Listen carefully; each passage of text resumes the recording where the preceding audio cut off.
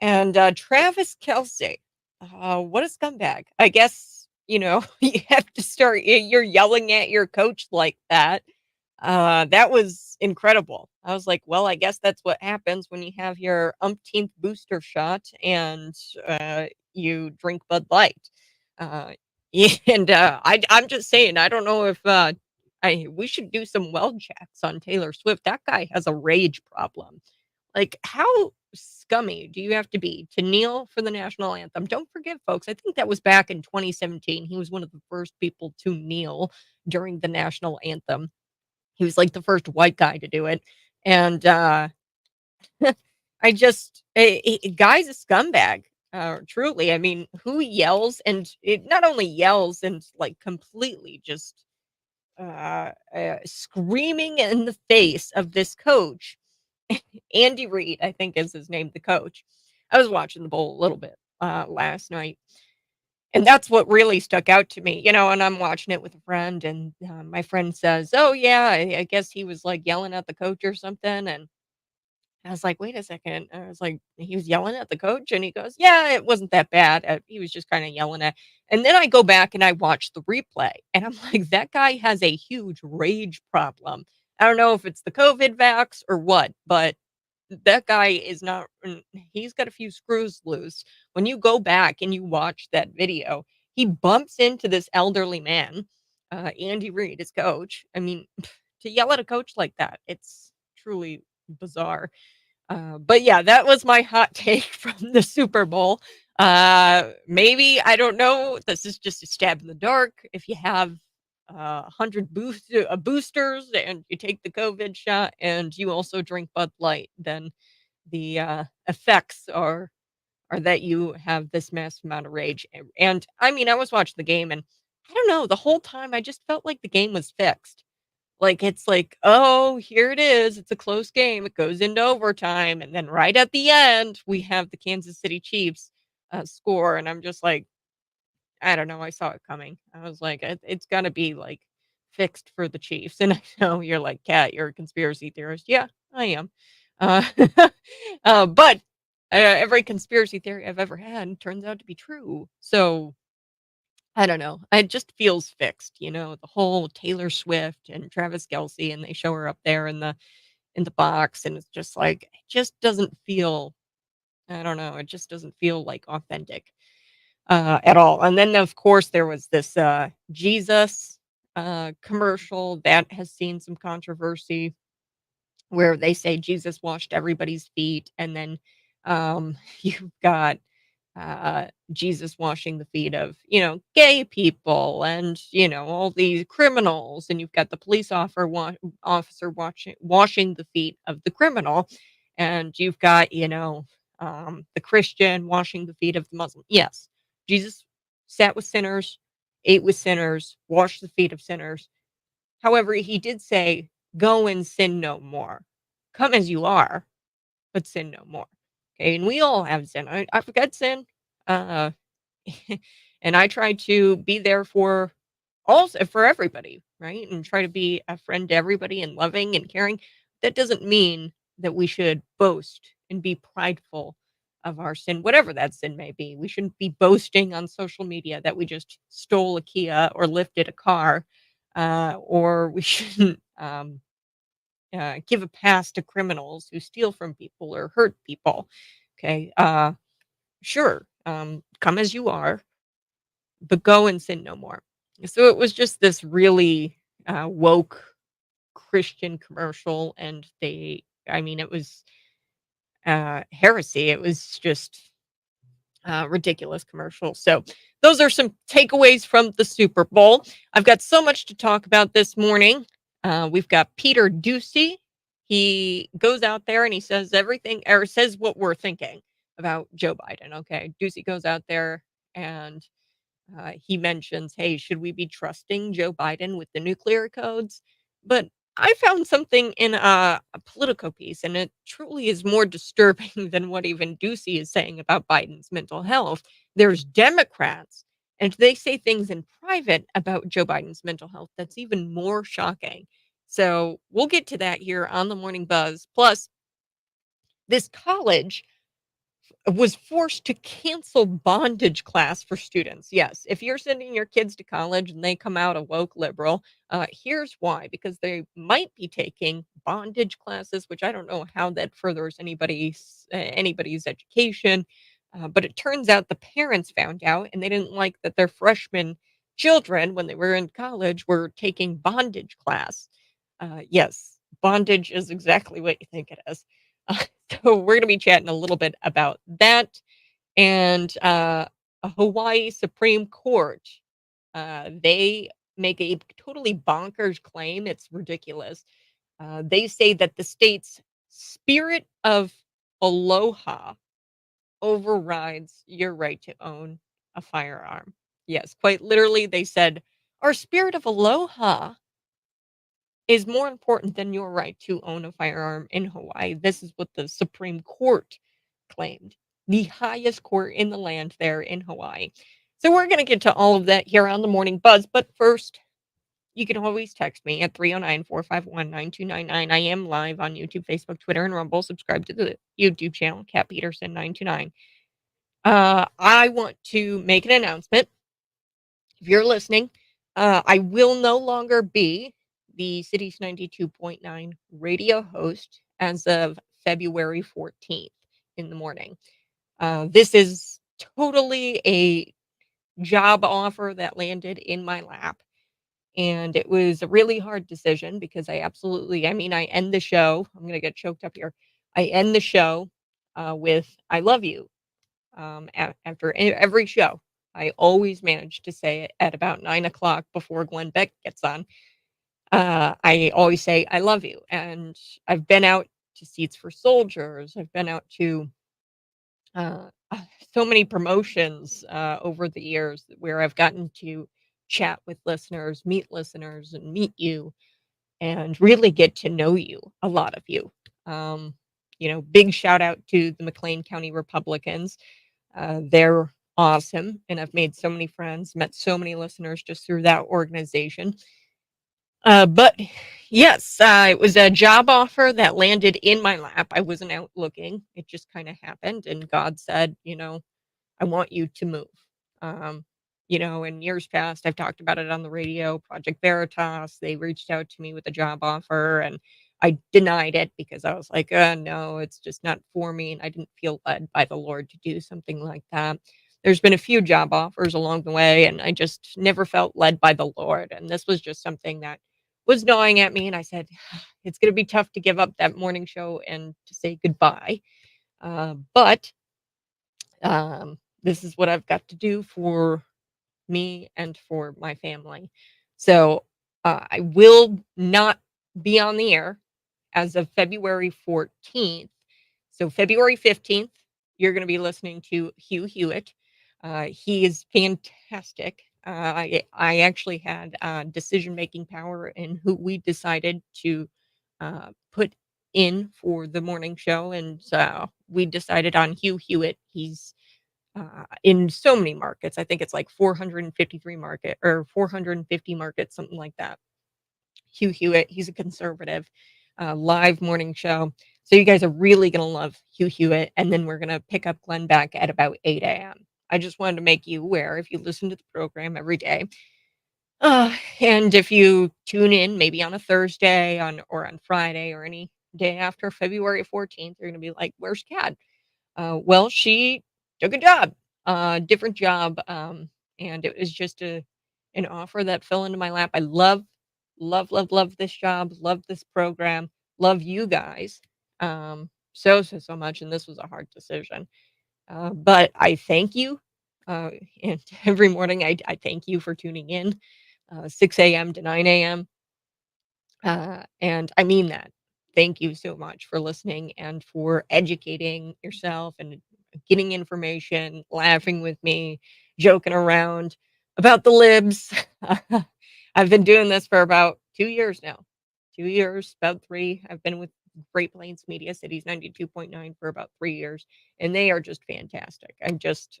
Absolutely love GPM and the folks here. It had nothing to do with, there's no drama or anything like that. It just had everything to do with this opportunity being dropped in my lap.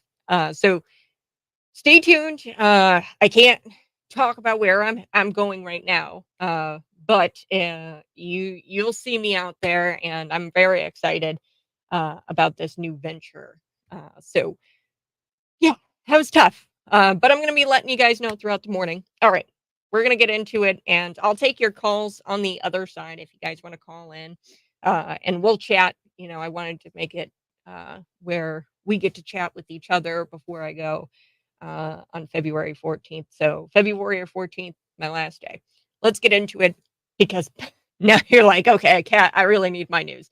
The 2024 election hasn't even officially started yet, and Joe Biden technically doesn't have an opponent, but he still managed to have the most disastrous week of his reelection campaign so far.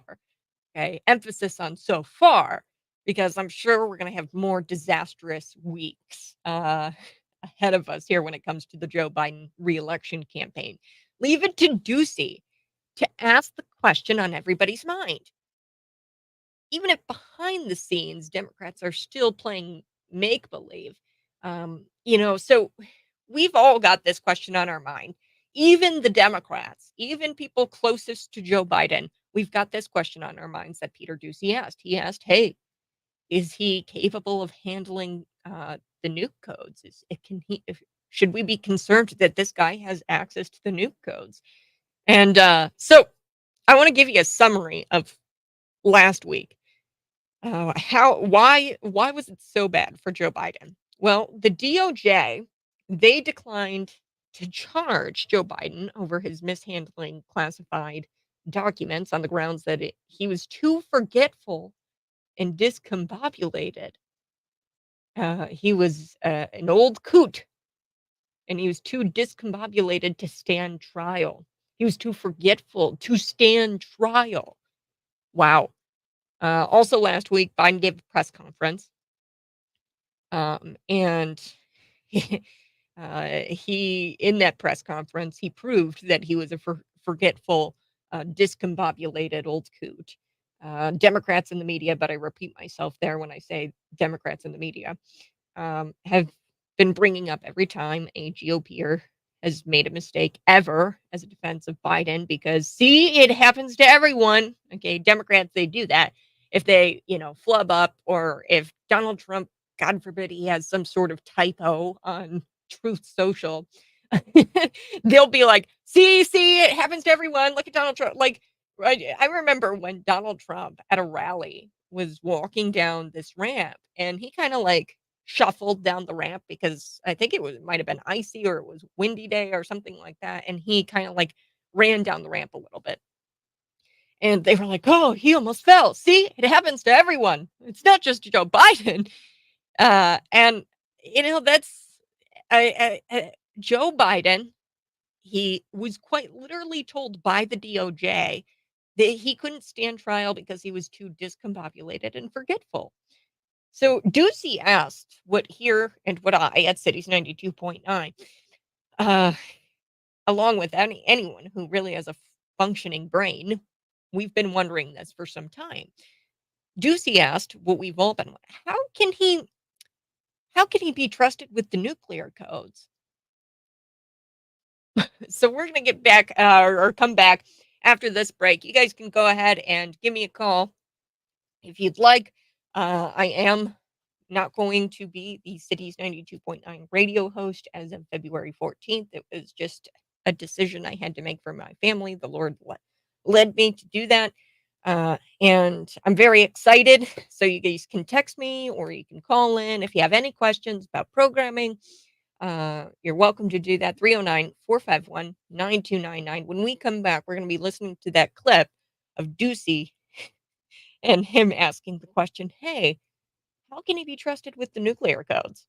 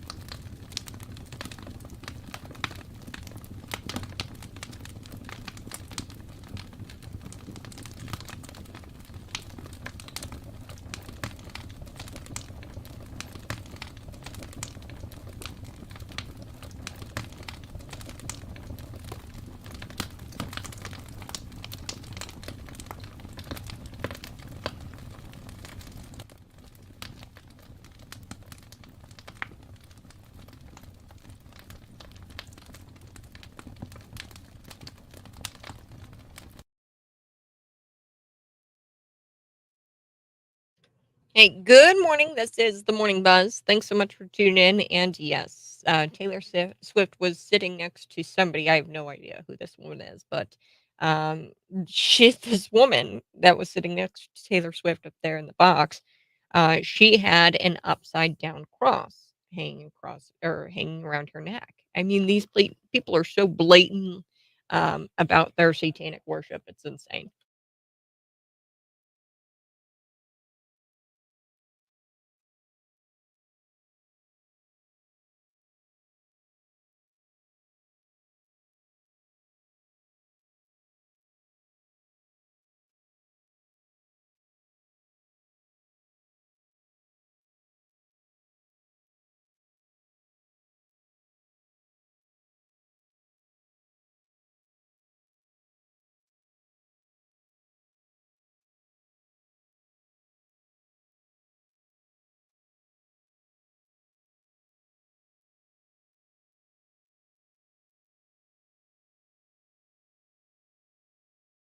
Hi there, folks. If you're watching, we're going to be back. Smash that like button. We're going to be talking about Peter Doocy here, and we're going to play the clip of Peter Doocy. Um, I'm real excited about Peter Doocy exposing Kieran Jean Pierre here in this clip, and we're going to play it here on the Morning Buzz. Um, he presses on Joe Biden on if Joe Biden plans to take a mental competency test. And he, asks, "Hey, is it okay if is it a problem that he has the nuclear codes?" That's a question we've all been kind of asking ourselves since Joe Biden kind of took office. So we're going to be chatting a little bit about that. Plus, I got some thoughts about the Super Bowl here next.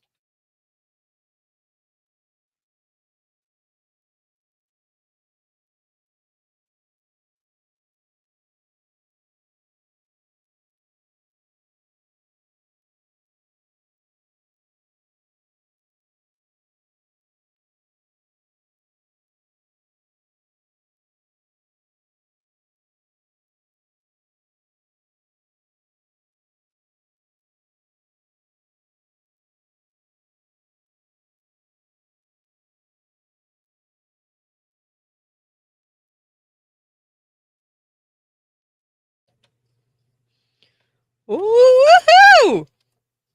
Good morning. This is the Morning Buzz. You're listening to Cities 92.9, the news and talk of Bloomington Normal. So she's a rapper, I guess, and she's friends with Taylor Swift. And I don't know, she goes by Ice Spice, and she has infuriated some people, including me. We noticed her outfit choice for the Super Bowl. So she was up there in the box with Taylor Swift and their pals, and it was just a very bizarre outfit choice. But what really enraged me about it was her necklace. So she's got, acrylic nails. She's got this bright orange hair, and she's there with Taylor Swift. Taylor's supporting her so-called boyfriend, Travis Kelsey, who screamed in the face of a coach because he didn't get his way. And I get it; the Chiefs weren't playing great, but like you also don't run a man over and almost knock him off his feet. Okay, it's kind of childish. But this singer, sitting next to Taylor Swift, she was wearing all black. She's got the bright orange hair, then she's got these long acrylic nails, then she's got a black bag, draped over her shoulder, but then her jewelry. She's got an upside down cross necklace on. Okay, so this skin tight black top was from Balenciaga. Now we remember Balenciaga. Balenciaga is like this fashion company, and they had the teddy bears that had bondage all over them, and they promoted pedophilia. There was this shoot where I believe there were some children in the shoot, and it was very inappropriate. And then there was like this manifesto of pedophilia sitting on the table in this shot that was promoting like these BDSM teddy bears. It's a bizarre company and fashion, but it's a luxury brand. And there was a controversial campaign um, featuring children back in 2022, and I remember this. They were kids, and they were holding these uh, creepy bondage teddy bears. Okay, and they were just small children, and they were holding these bondage BDSM uh, geared up teddy bears, and it was creepy, it was uncomfortable, and it was frightening how many adults were in this.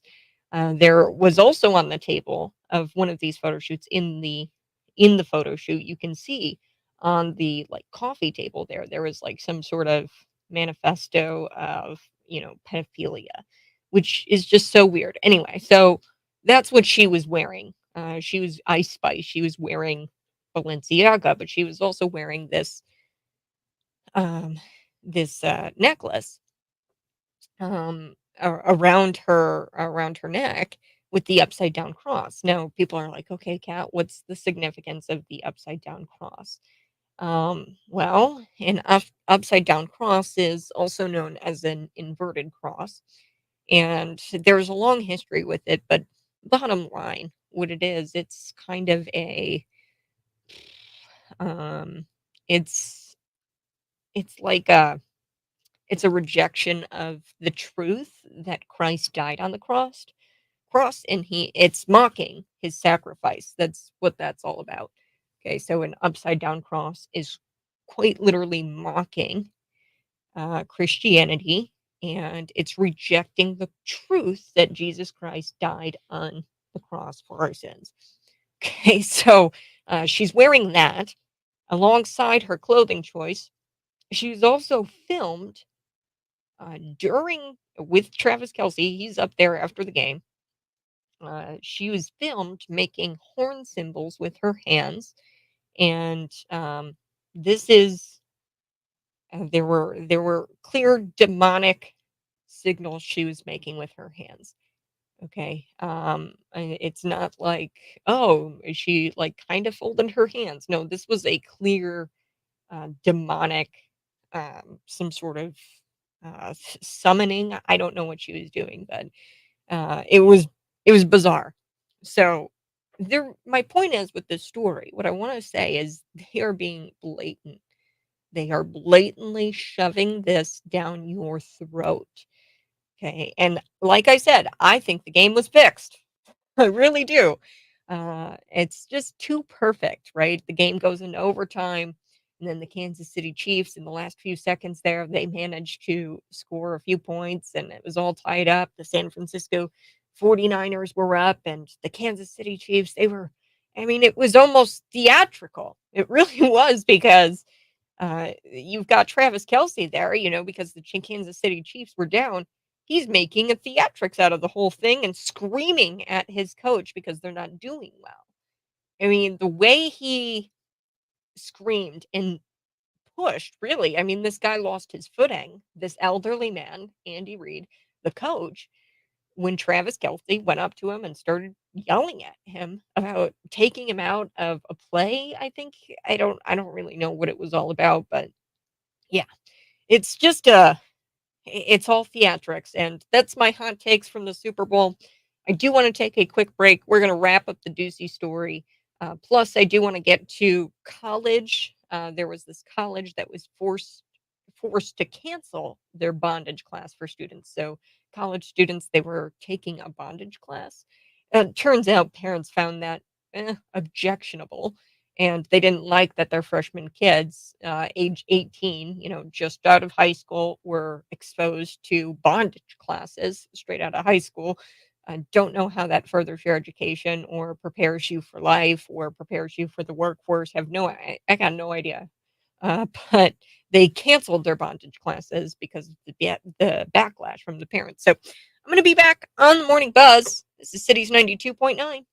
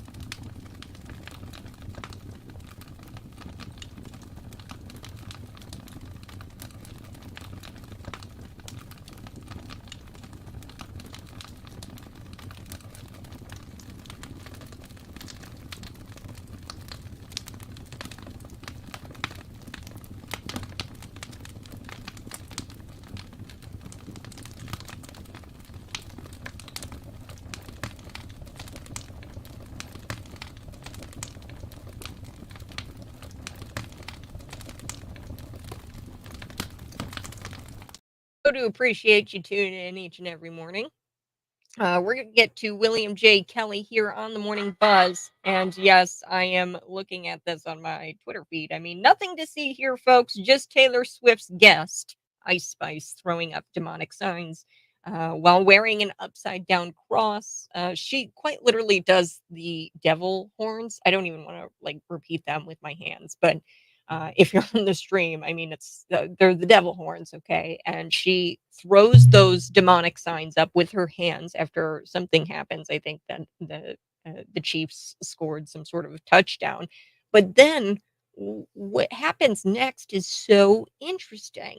She does the demonic signs, the devil horns, right? And then she grabs her upside down cross and looks up or looks down. I don't know exactly what she does, but I think she like closes her eyes as if she's like, I don't know what she's doing. It's definitely odd. But like I said, she was wearing Balenciaga. We know that Balenciaga, they got slammed back in 2022 for their creepy um, ads that they were showing kids holding these bondage teddy bears. It was really disturbing. Look it up. It was a fashion design that they're a fashion designer, Balenciaga, and they were taking pictures of children looking kind of sad, and they had their teddy bears all bondaged up in like BDSM gear.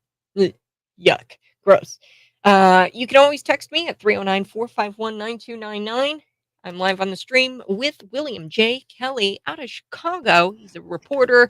He's award winning. Welcome to the show, William J. Kelly. Is this our last show together, Kat?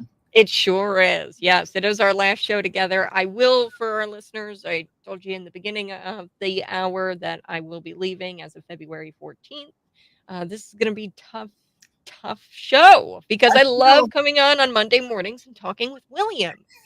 I feel a little like the Tin Man from The Wizard of Oz. You don't have to leave, Dorothy. You don't have to leave. I know. I'm gonna need my tin can over here. But Yeah. no, Kat, I got to tell you, you've been so incredibly important for the city of Chicago because we have to get the truth out, and the corrupt Chicago media. I hate to say it, but it's the truth, and they just haven't been really preparing the people of Chicago for what is coming. Okay, I don't know if I don't think anyway. Sadly, I think the American people haven't really fully been prepared. I talked to a source of mine in the sheriff's National Sheriff's Association, and he said that 2 million suspected terrorists have crossed the southern border into our country and are currently in our country. So this is, and obviously with the DNC, being, coming to Chicago, the state of Illinois this year, that paints a real big target on the city of Chicago, the state of Illinois. So this is extremely serious. You are one of the very, very, very few handful of people who are willing to actually even address these issues. So we're gonna miss you, Kat. Yes. I'm going into journalism, and I'm still going to be fighting the good fight and trying to expose a lot of what's been going on in the state. I mean, from everything to immigration to, Justin, what's his name? Slaughter, that bill. Yeah. I mean, that's insanity. I mean, he said cops can't pull over people if they're going 25 over the speed limit. And I mean, Well, you I got think a good about one that. for you, Kat. This is we're a good songwriting team here, music and lyrics. Here's there was a woman who was killed. Okay, I can quote the number, 18 shot this weekend. The fatalities, the number of people that are in the hospital. But let me give you just one example. Okay, a woman was killed by a hit and run driver. A hit and run driver who was going the wrong way, who was speeding in the bike lane while it was raining. And what did the judge conclude at the end of this trial, where a person lost her life. Okay, somebody's wife, somebody's mom, somebody's daughter. That the driver was insane. He was it was he was found um, to be insane and could not stand trial. So, I mean, what is the future of Chicago? You and I, we were raised, look both ways, before you cross the street. Well, in Chicago, look both ways before you even like go on the sidewalk. Yeah, yeah, don't go on the sidewalk, Yeah, right? Yeah, don't risk it. yeah, Yeah, that's wild to me. And the ISP, this happened on their website shortly after that bill was introduced. And here's the thing: he hasn't rescinded the bill. He's a Democrat out of Chicago, hasn't rescinded the bill, which is disturbing. But what is more disturbing is the ISP put up on their own website, right, that, hey, we did a traffic stop where this guy was swerving all over the road. He was in a semi truck, and there was a girl inside that he was trafficking. Like, quite literally. So the reason why they pulled him over was because he was swerving all over the road. They pulled him over and they found a girl he had nabbed. exactly. There you go. And see, So, there's a reason why police officers pull people over. Okay, mm, why would this Representative Slaughter or Mayor Johnson or Governor Pritzker, for that matter, think that they have any business telling the police officer how to do their job? This is why, Kat, and you're the one. Once again, you did this. We are. I will be moderating a series of debates around the state of Illinois, leading up to, of course, this March 19th primary date. On the 21st. I hope you can make it. It's in Springfield. mhm. It's the same day as the State of the State address. Okay. Which is kind of like the precursor to the State of the Union. Pritzker will be touting all of his accomplishments, Kat. So bring a very big notebook so you can write them all down. I will be moderating what I hope is going to be a debate between the two Republican candidates for state rep in the 105th. Yep, I'm losing my eyesight here. Between Dennis, the incumbent Republican state rep, Dennis Tipsword, and Donald Reintz, who is the challenger. Donald, to his credit, has already accepted the challenge. He says that he will be there and he wants to debate the incumbent, who you've told me supported the migrant police officer bill, that Pritzker's plan to make migrants police officers co-sponsored this bill. I'm very curious to hear what the incumbent has to say. He has not replied yet. He has not responded yet. I'm hoping to hear from him today, so we can kind of confirm. But I will tell you this, Kat. On the 21st, because Don Rintz said that he was going to be there. Either way, I will either be moderating a debate between Don and Dennis, or I will be hosting a town hall meeting for Don Rintz, so he can give his vision for the state of Illinois. And I'd be curious to know, obviously, what he thinks of this bill allowing migrants to have guns and badges and arresting powers over American citizens, Kat. I'm so excited. March 21st. Mark your calendars. Do you have a time? No. It's the 21st of this month. February. Sorry. Yeah, February. So it'll be before the March primary. So this could be decisive, Kat. Before the March primary. February 21st. It's in Springfield, Illinois. So come on up, come on down. Join us in Springfield, Illinois, February 21st. It's early, Kat. It's early. Yeah, I haven't had my coffee. Do you have a time?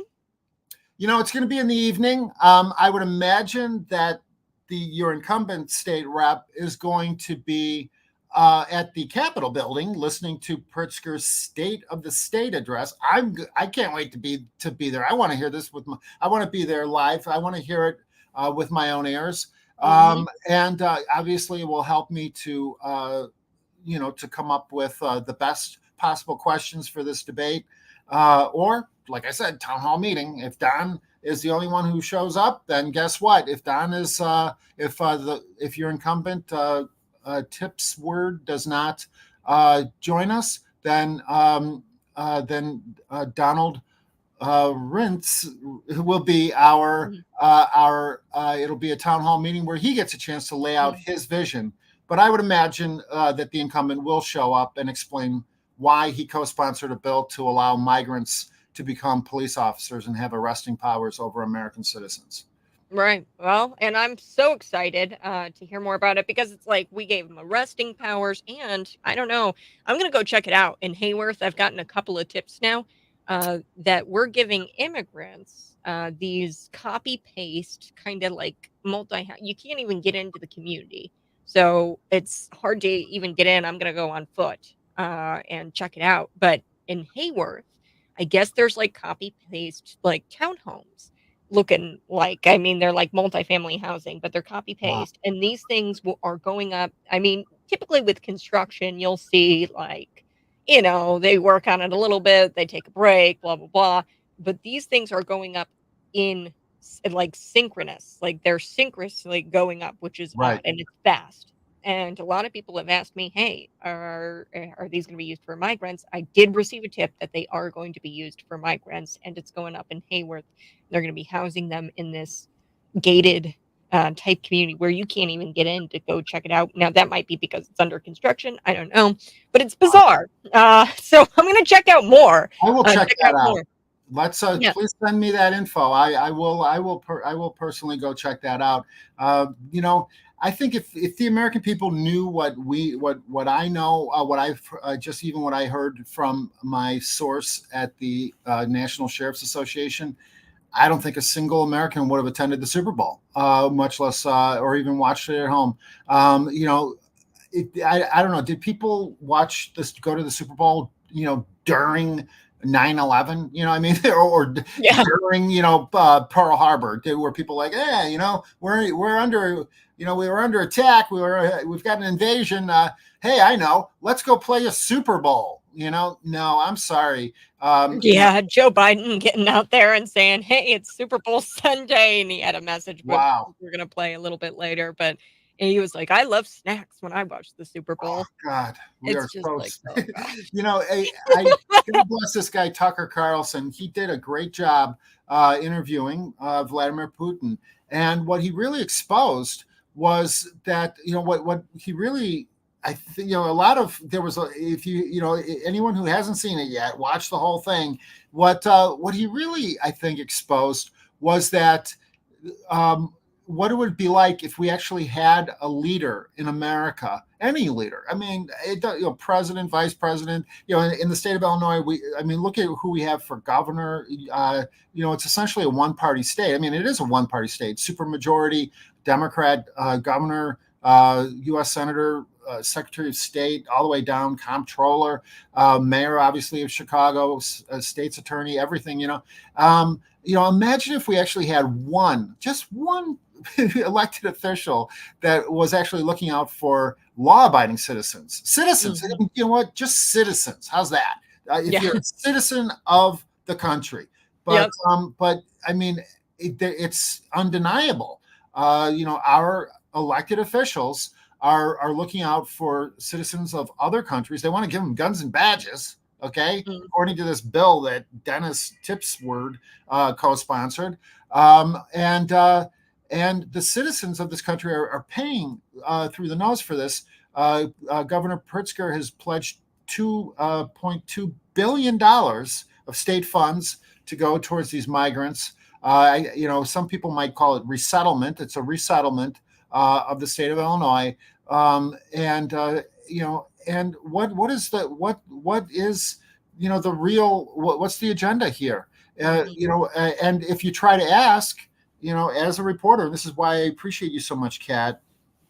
I'm going to miss you, let me tell you, because as a reporter in Chicago, the only punishable offense that in the city of Chicago, or Chicagoland, is not, it's not armed robbery, it's not hit and run, it's not even murder. It's asking an elected official a question, Kat. Mhm. That is the one punishable offense.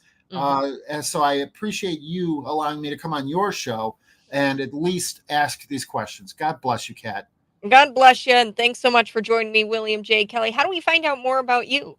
ReporterWilliamJKelly.com, and I will have all the details, the exact time and place for the February 22nd debate between Don Rintz and your incumbent state rep, Dennis Tipsword, or it might end up being a town hall meeting with Don if the Well, incumbent does not respond.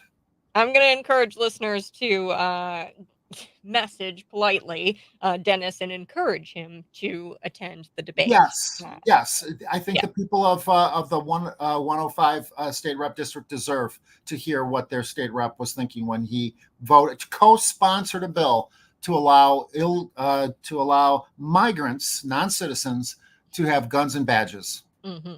You have a great rest of your day, William J. Kelly. Folks, we're going to be back next. This is the Morning Buzz. God bless you.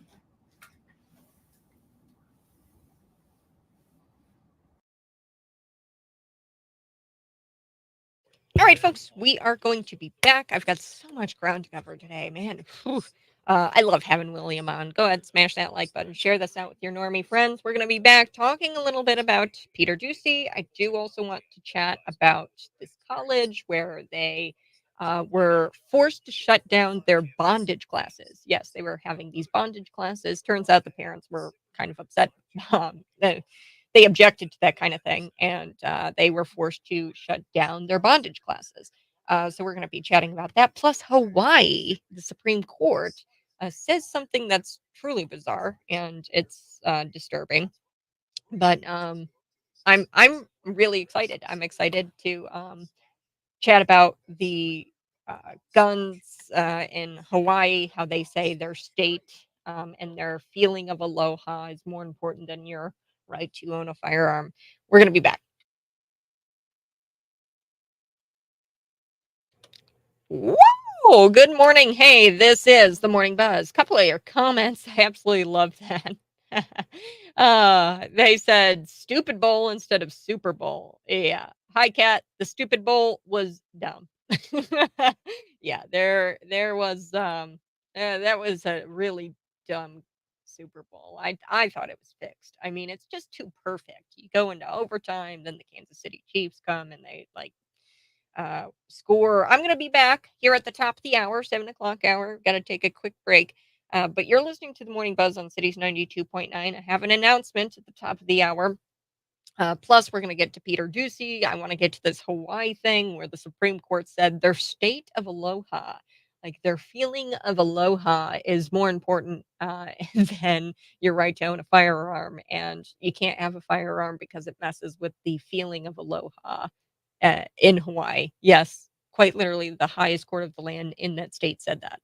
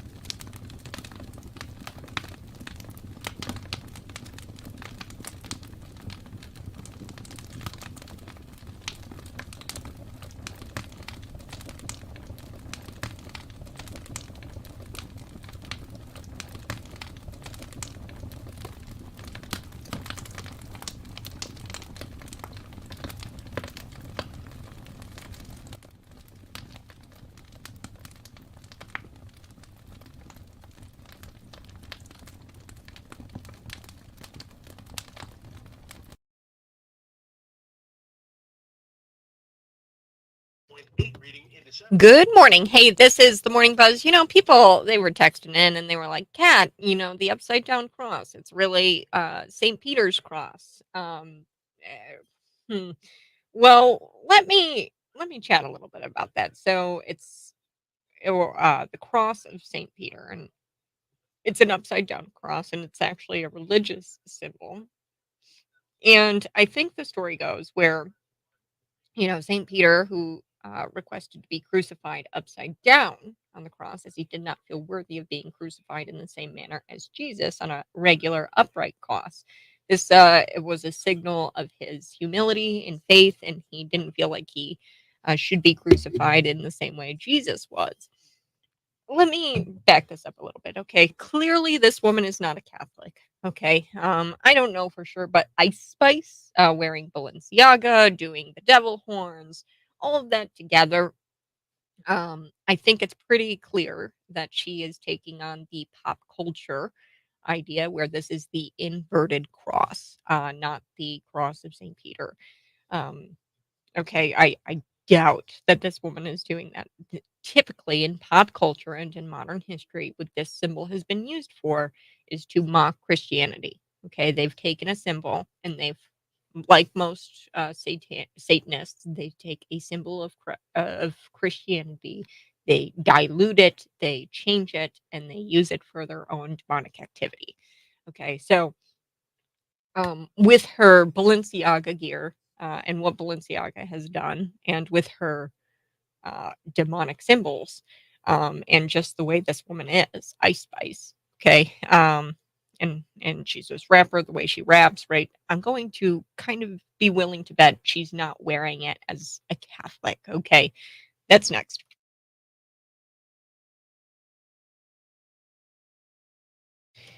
Yes, a texter did text me, and they wanted to point out that an upside down cross is actually the cross of Saint Peter, who requested.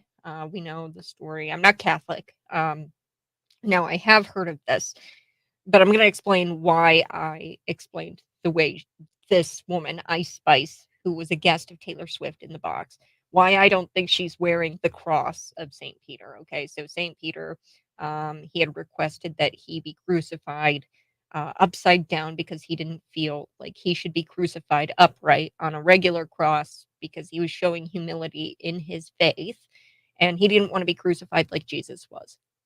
Okay, so that's the story behind the upside down cross. But like most Christian symbols, they're taken and they're diluted, they're changed, and they're morphed into something evil. So in modern history and in pop culture, the inverted cross is a different symbol in the Satanists and the pagans. They use this uh, to mock Christianity and to basically say it didn't happen, that the crucify or that Jesus was never crucified, and then they invert the cross.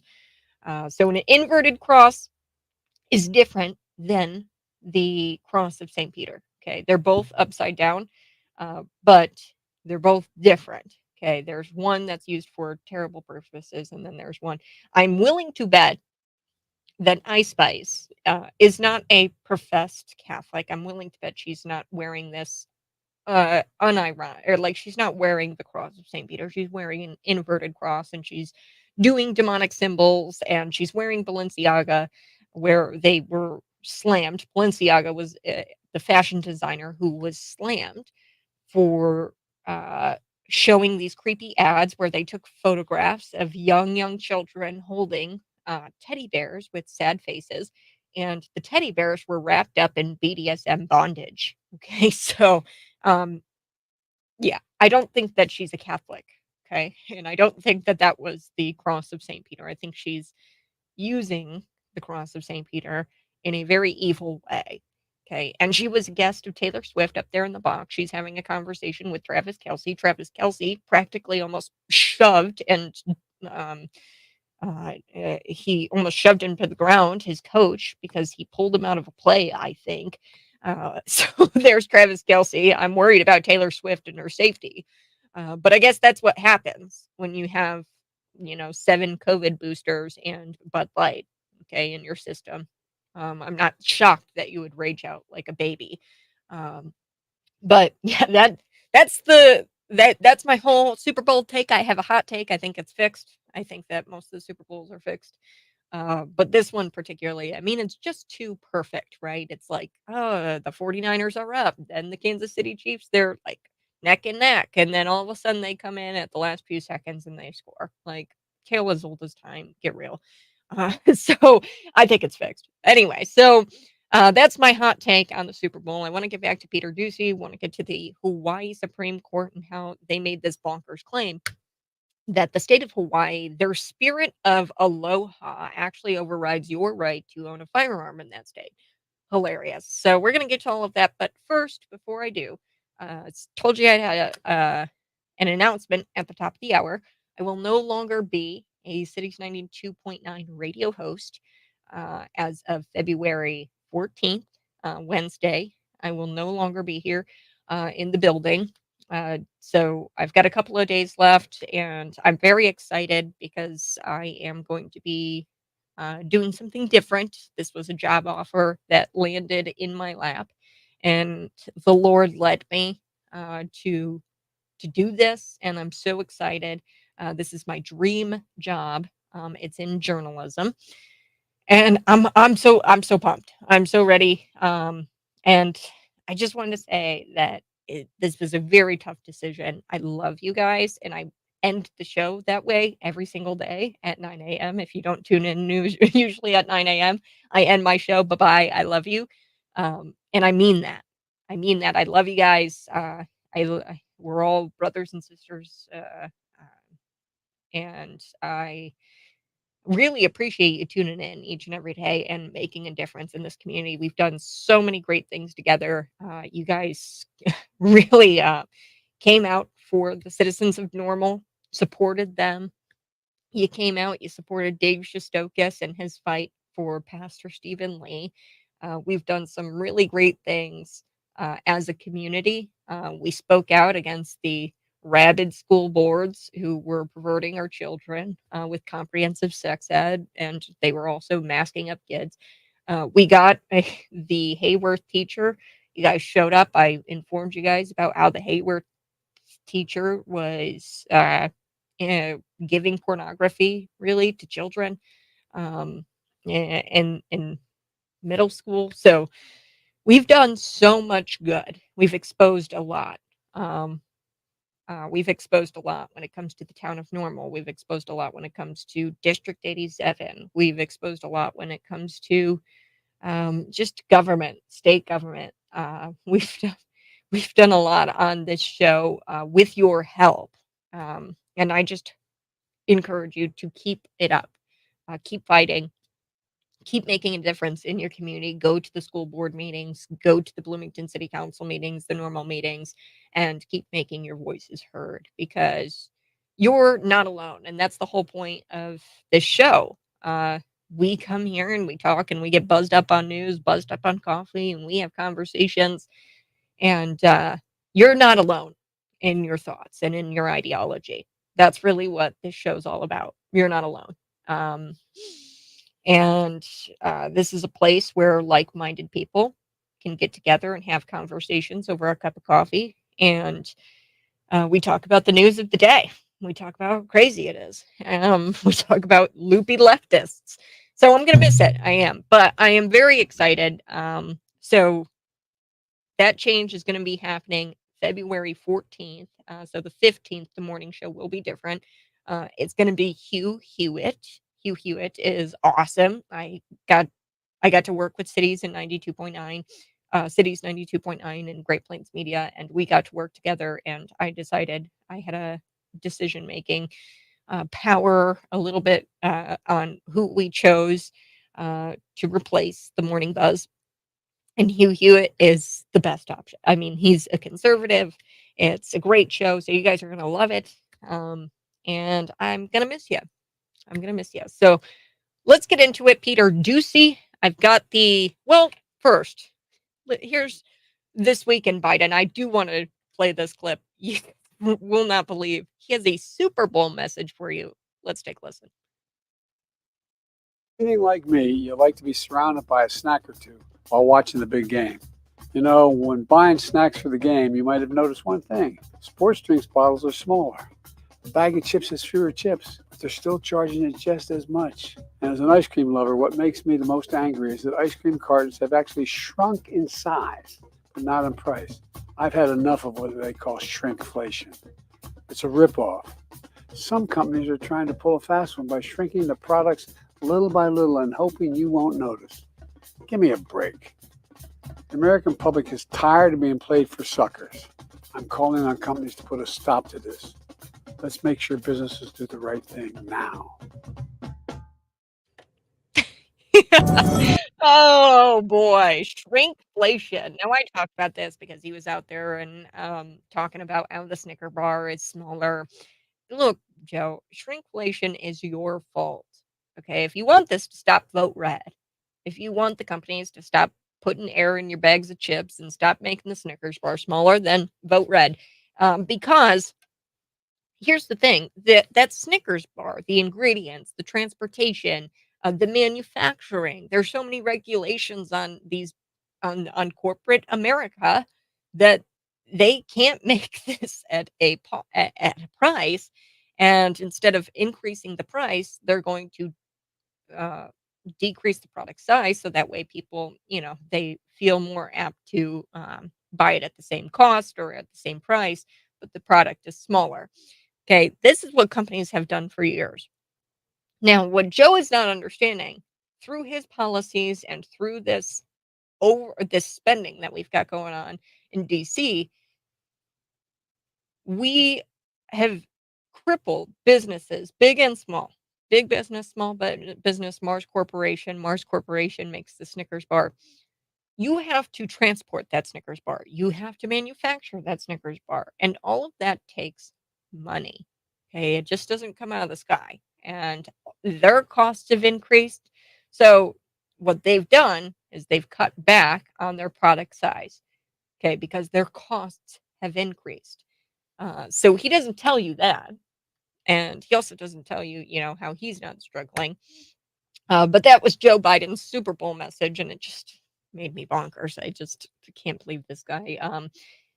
And cities, we've been wondering for a long time, and anybody with a functioning brain, quite frankly, has been wondering for a long time. And Peter Doocy, he finally asked the question we've all been begging to ask. He asked Kieran Jean-Pierre how we're going to trust this guy with the nuclear codes. And I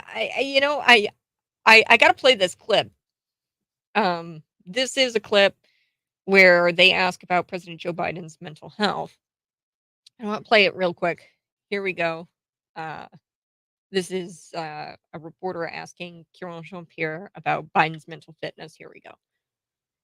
Finally, in response to the special counsel report, one of the president's Republican presidential rivals, Nikki Haley, has called for a mental competency test for the president. Is that something that the White House is actively considering as a way to try and put to rest some of these allegations about his memory lapses? I mean, look, I'm not a medical doctor. So certainly I'm not going to stand here and make opine on tests or anything of that nature. What I can say is that, and I remember talking to the president's doctor last year when I was asked about a cognitive test when the president's physical came out, and he said to me, and I'm paraphrasing because this was over a year ago at this point, that because of the president's actions every day, what he deals with world leaders, the domestic issues that he has to deal with, he believes that shows, right? That shows that the president is very much active and understands what's going on, right? And didn't believe that a test like that was warranted because of just who he is as president of the United States and everything that he has to deal with. Okay, but what she's refusing to tell you is that last week, the DOJ, they actually declined to charge Joe Biden in the mishandling of classified documents case on the grounds that he was too forgetful and discombobulated. And he's an old coot and he can't stand trial. That's quite literally what the DOJ said. Okay, they said, "Look, he's too forgetful. He can't stand trial." So, how can he be trusted with the nuclear codes if and I get that you're saying, Kieran Jean-Pierre, that nobody in the building, nobody at the White House would say that he's got an issue with memory. But when you look at how he makes mistake after mistake after mistake on camera, the last week, he had the worst week in campaign history. I mean, reelection campaign, it was the worst week for his reelection campaign. He makes mistake and mistake after mistake. And then you couple that with the special counsel saying, "Hey, President Joe Biden, you've got significant limitations on your memory. And yeah, we're not going to let you stand trial because you're forgetful."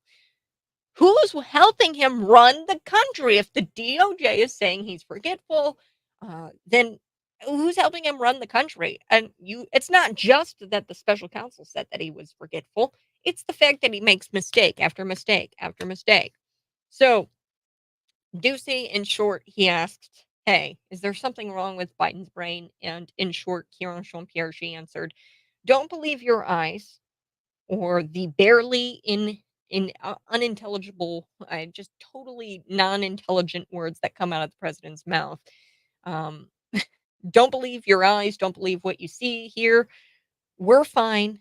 Everything's fine." That's basically Kieran Jean-Pierre's answer, and she spins um, something here. And I want to talk about the Politico article because officials, top officials in the Democrat Party, they're starting to say things in private that Republicans say, and they're saying things in private that are worse than what Republicans say out loud. Out loud, we will say that, "Hey, President Joe Biden, he's got limitations to his memory. He's old. He needs help." Right? This is what Republicans say. This Politico article is shocking. I'm going to share it with you here on the other side. This is the Morning Buzz on Cities 92.9.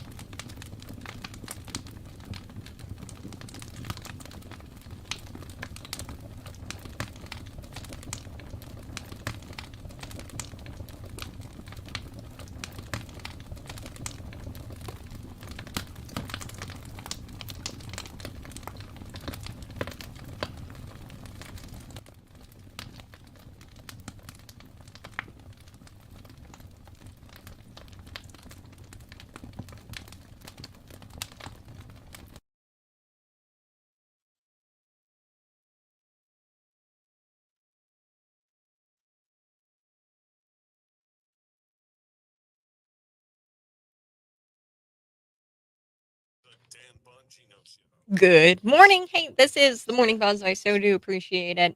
Go ahead, smash that like button, share this out with your friends. We're going to be back in just a little bit talking about Joe Biden's mental fitness, my favorite topic. Then we're going to be talking about Hawaii and how the state there, the Supreme Court in that state, said that their spirit of aloha, whatever that means, is more important than your right to own a firearm. Yes.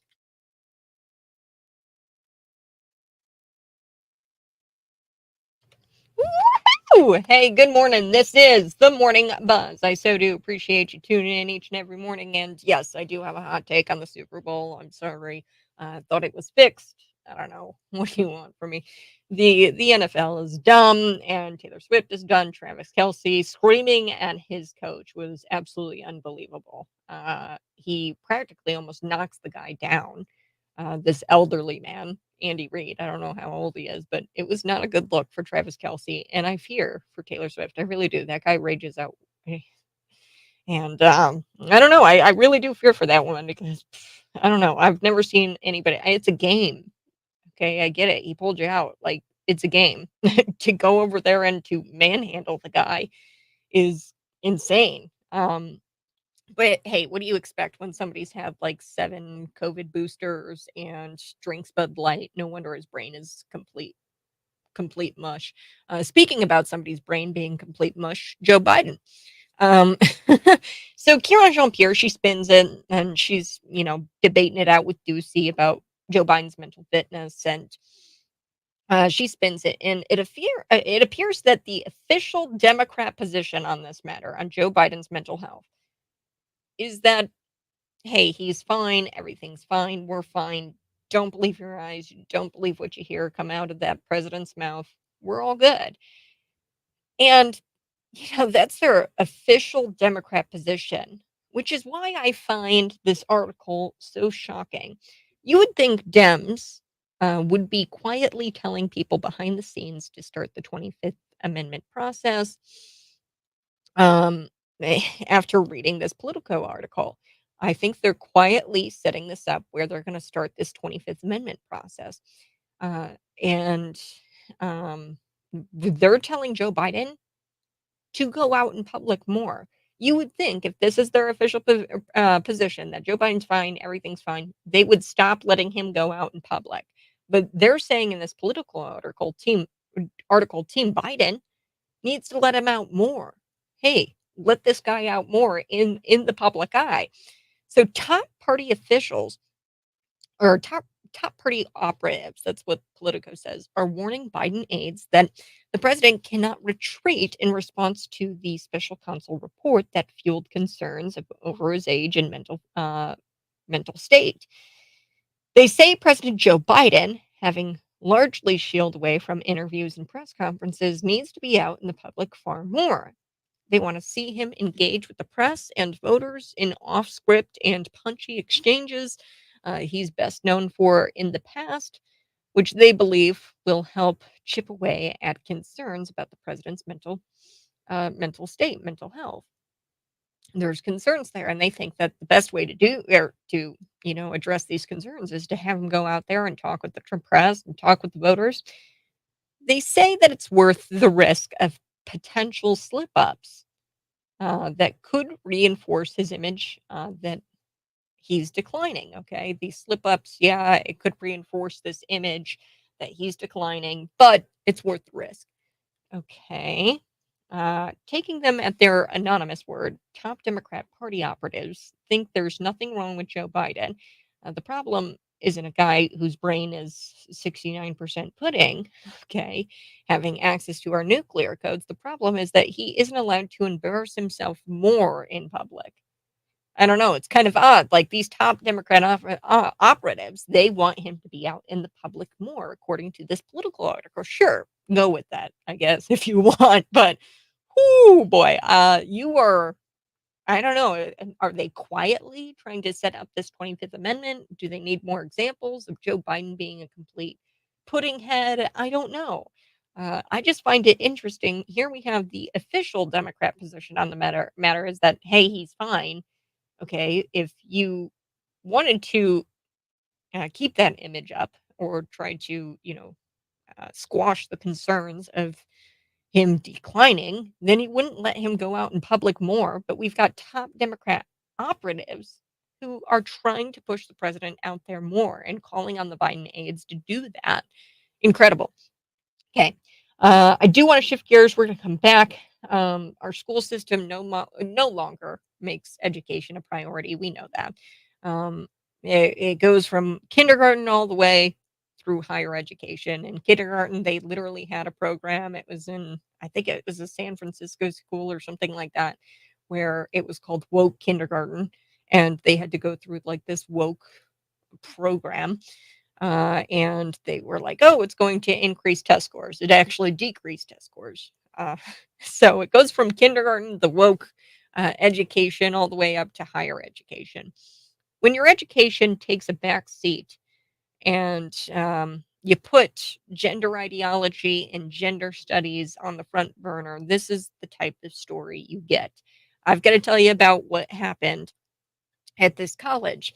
They were forced to shut down some classes. And what were these classes teaching the college students? Well, they were bondage classes. Yes. And it turns out that the parents found that to be objectionable, and they were forced to shut down these classes. So I'm excited to chat about it here next on the Morning Buzz, Cities 92.9.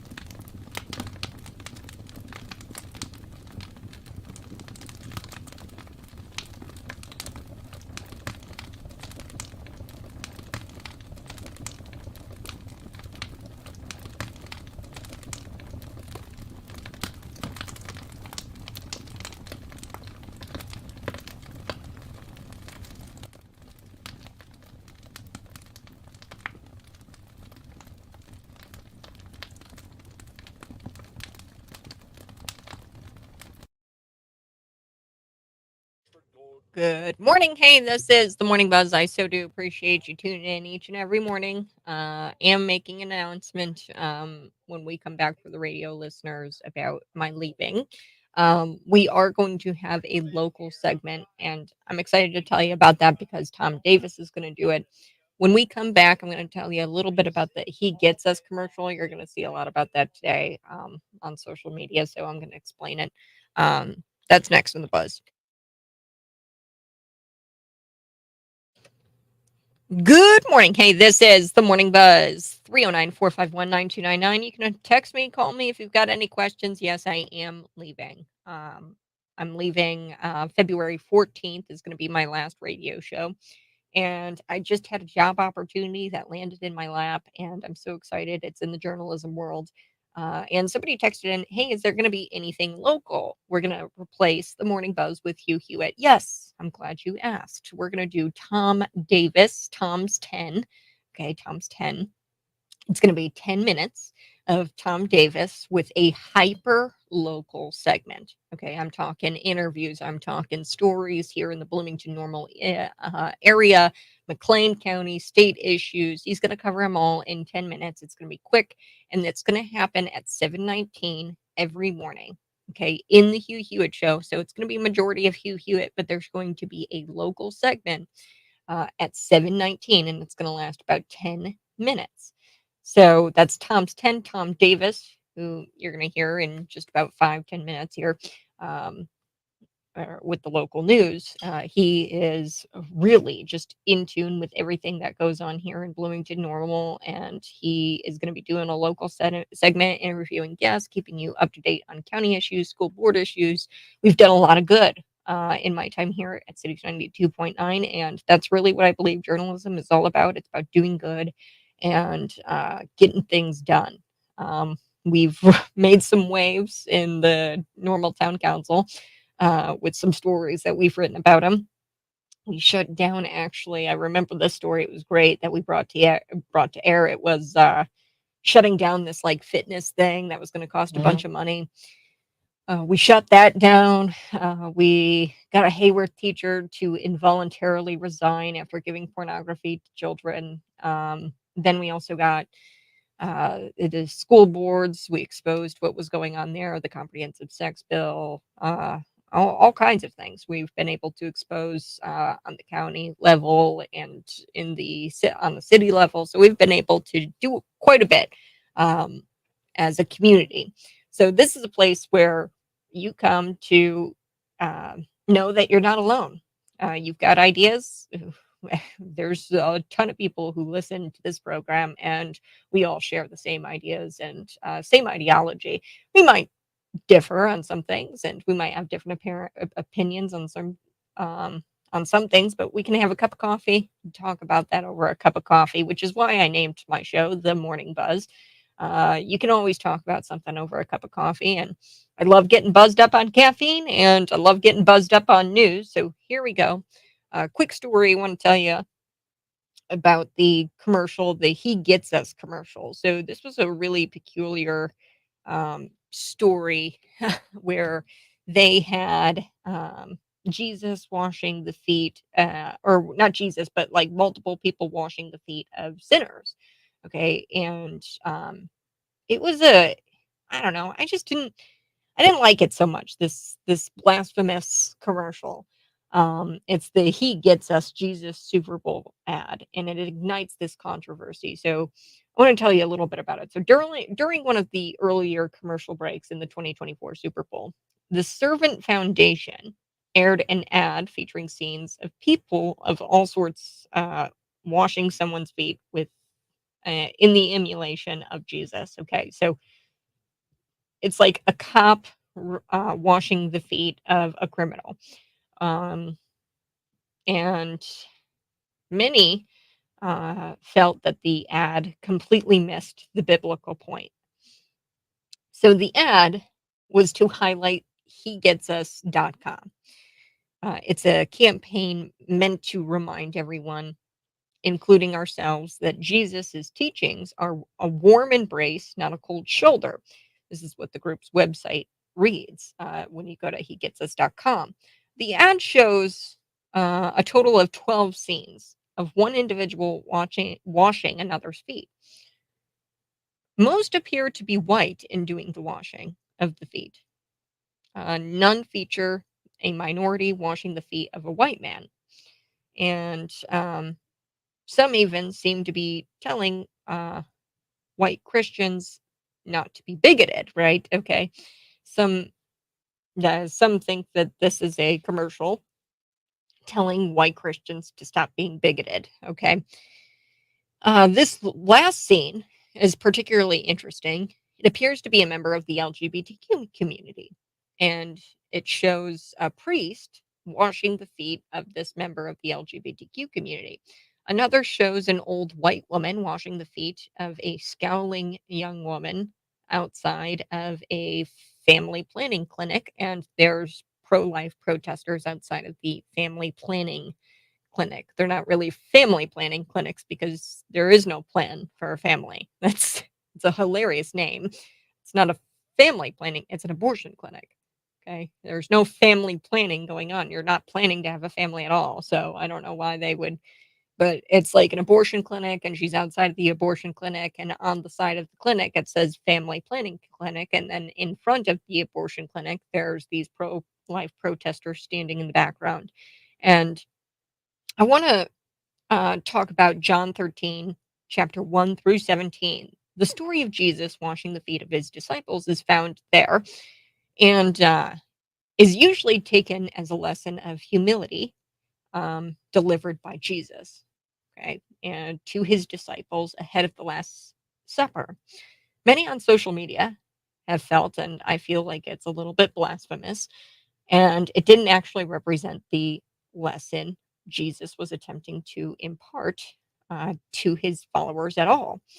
Many others felt that the ad was purposefully engineered to be a scolding attack, mostly on white people, and that it was racist and that it was pushing a left wing narrative. Many others wondered why this group spent upwards of $7 million on television commercials instead of using that sum to help people. Okay, so they spent it on a commercial. I don't really care if you spent it on a commercial. What I do care about is if you're taking it out of biblical context. And yes, Jesus sat with sinners, he ate with sinners, washed the feet of sinners. Um, okay, but he didn't say keep sinning, right? And he didn't celebrate the sin. It's not good to be proud and boastful of sin.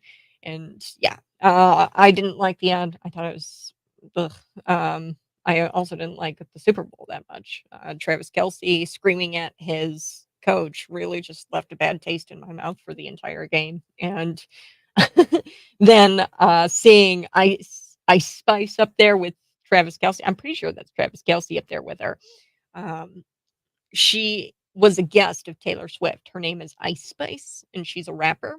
And she was throwing up demonic signs, like quite literally throwing up demonic signs. And then she was wearing an upside down cross.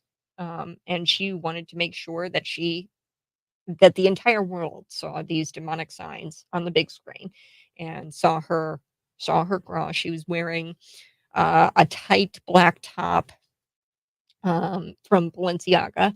And we know Balenciaga. We know what Balenciaga is, right? Balenciaga was slammed back in 2022 for their creepy ad showing kids, poor little kids, right?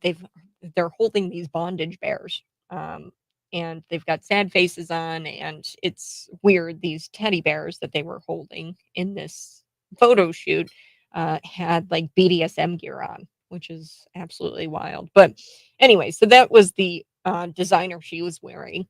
And then she's got this inverted cross. Now, yes, I understand people are like, well, that's the St. Peter's cross, Kat. Perhaps she's Catholic. Okay, she's throwing up demonic signs. I highly doubt that she's wearing the cross of St. Peter. Okay, cross of St. Peter. Story there is he didn't want to be crucified. He requested he not be crucified on an upright cross because he felt like he was not worthy of that. Because he didn't want to be crucified in the same way Jesus was. So he requested that he be crucified on a upside down cross. Now, in modern day and in modern history, pop culture, we understand that the inverted cross is actually it's a symbol stating very clearly, "Hey, I'm gonna make a mockery of your religion. I'm gonna make a mockery of Christianity, and I'm gonna tell you that it's untrue. And the way I'm gonna do that is I'm going to invert the cross." So 2 different things, inverted cross and the cross of St. Peter. I doubt that this woman is actually wearing it, as the cross of St. Peter. She's got bright orange hair, tight black suit, throwing up demonic signs. I don't think so. So I'm going to be back. We're going to chat a little bit about a college. I've been wanting to get to the story where they were forced to cancel these bondage classes. Speaking about bondage teddy bears, Balenciaga. Right? Here's a college that was teaching bondage to college age students. And it turns out that the parents found that to be objectionable and they got the college to shut that down. So I'm back next.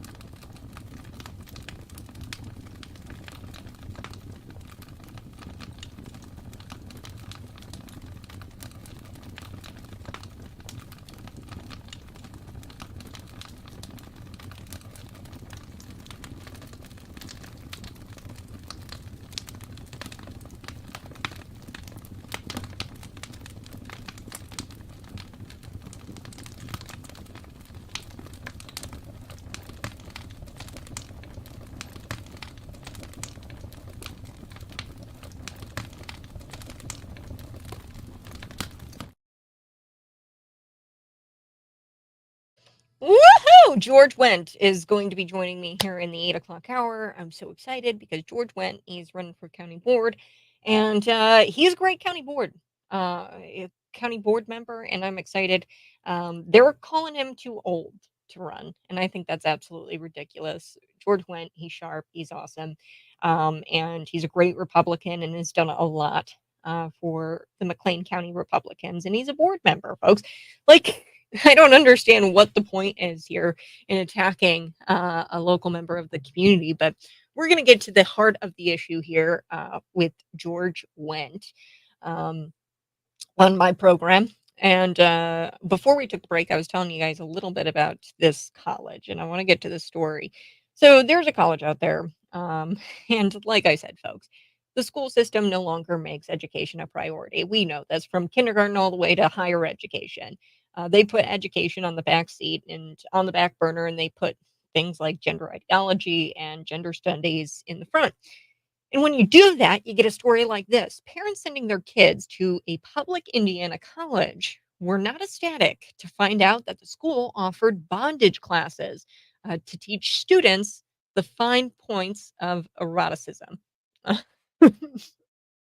Yeah, I would say that parents would find that objectionable. And all I have to say is that I cannot comprehend how college officials are prioritizing teaching students about eroticism or being erotic or like bondage or BDSM. It doesn't make any sense. Like back in my day, we used to call those people creeps. Okay. Not that long ago, we called those people fringy and weird and creeps. A public college was forced to axe a student class on bondage techniques after astonished parents objected to the sexually explicit seminar.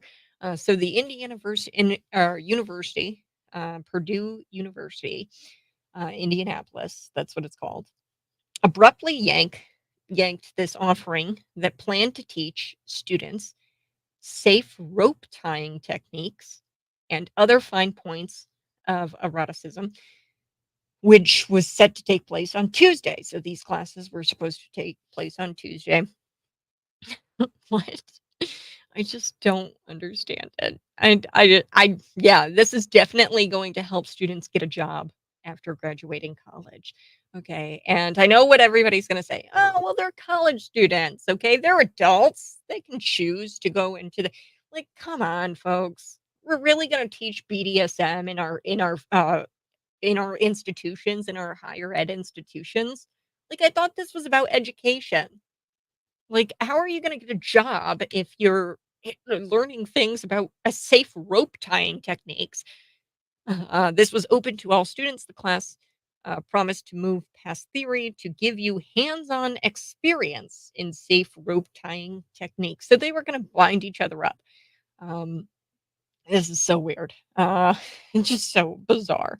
And Democrats think that the general public should be paying off their loans. What a joke. Okay, I'm sorry, but my tax dollars, if they're going towards paying off your bondage classes, not cool. um, but before the seminar was canceled, we've got the Assistant Director of Health and Wellness, Ryan Anderson. Um, he told the Collegiate Commons, which is a news outlet, that complimentary nylon would be provided and that he would be walking around to assist um, the professor as students honed their skills. What? Honed in on their skills. Wow. Uh, as of Wednesday, the link to the event on the school's webpage has been scrubbed. So administrators, they were smacked with a flurry of emails from parents who questioned the use of public monies for bondage education. Why is our education system filled with such degenerate creeps who try to sexualize students in any way that they can? This is disgusting, and it's the last thing I want to know about professors and faculty is whether they know the fine points of being erotic or eroticism. So I gotta take a quick break, but we're gonna be back at the top of the hour. This is Morning Buzz.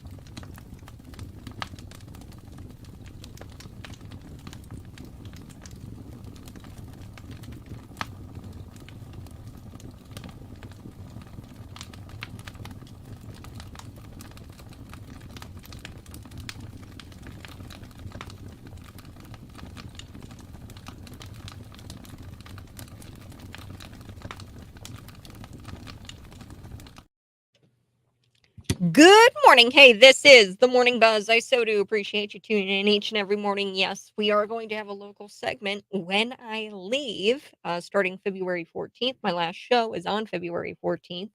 I told you I had a job offer laying in my lap, and I just had to accept. It's going to be tough. I love you guys, but we are doing a local segment. It's called Tom's 10. It's going to be at 7:19 every day. So Monday through Friday, 7:19, you get about 10 minutes of local content, and Tom Davis is going to host Tom's 10. So I'm very excited about that. Hugh Hewitt is taking my place on air. Hugh Hewitt, he's in 450 markets. He's a genius and he's a conservative, and I'm super pumped for him to bring you the news of the day.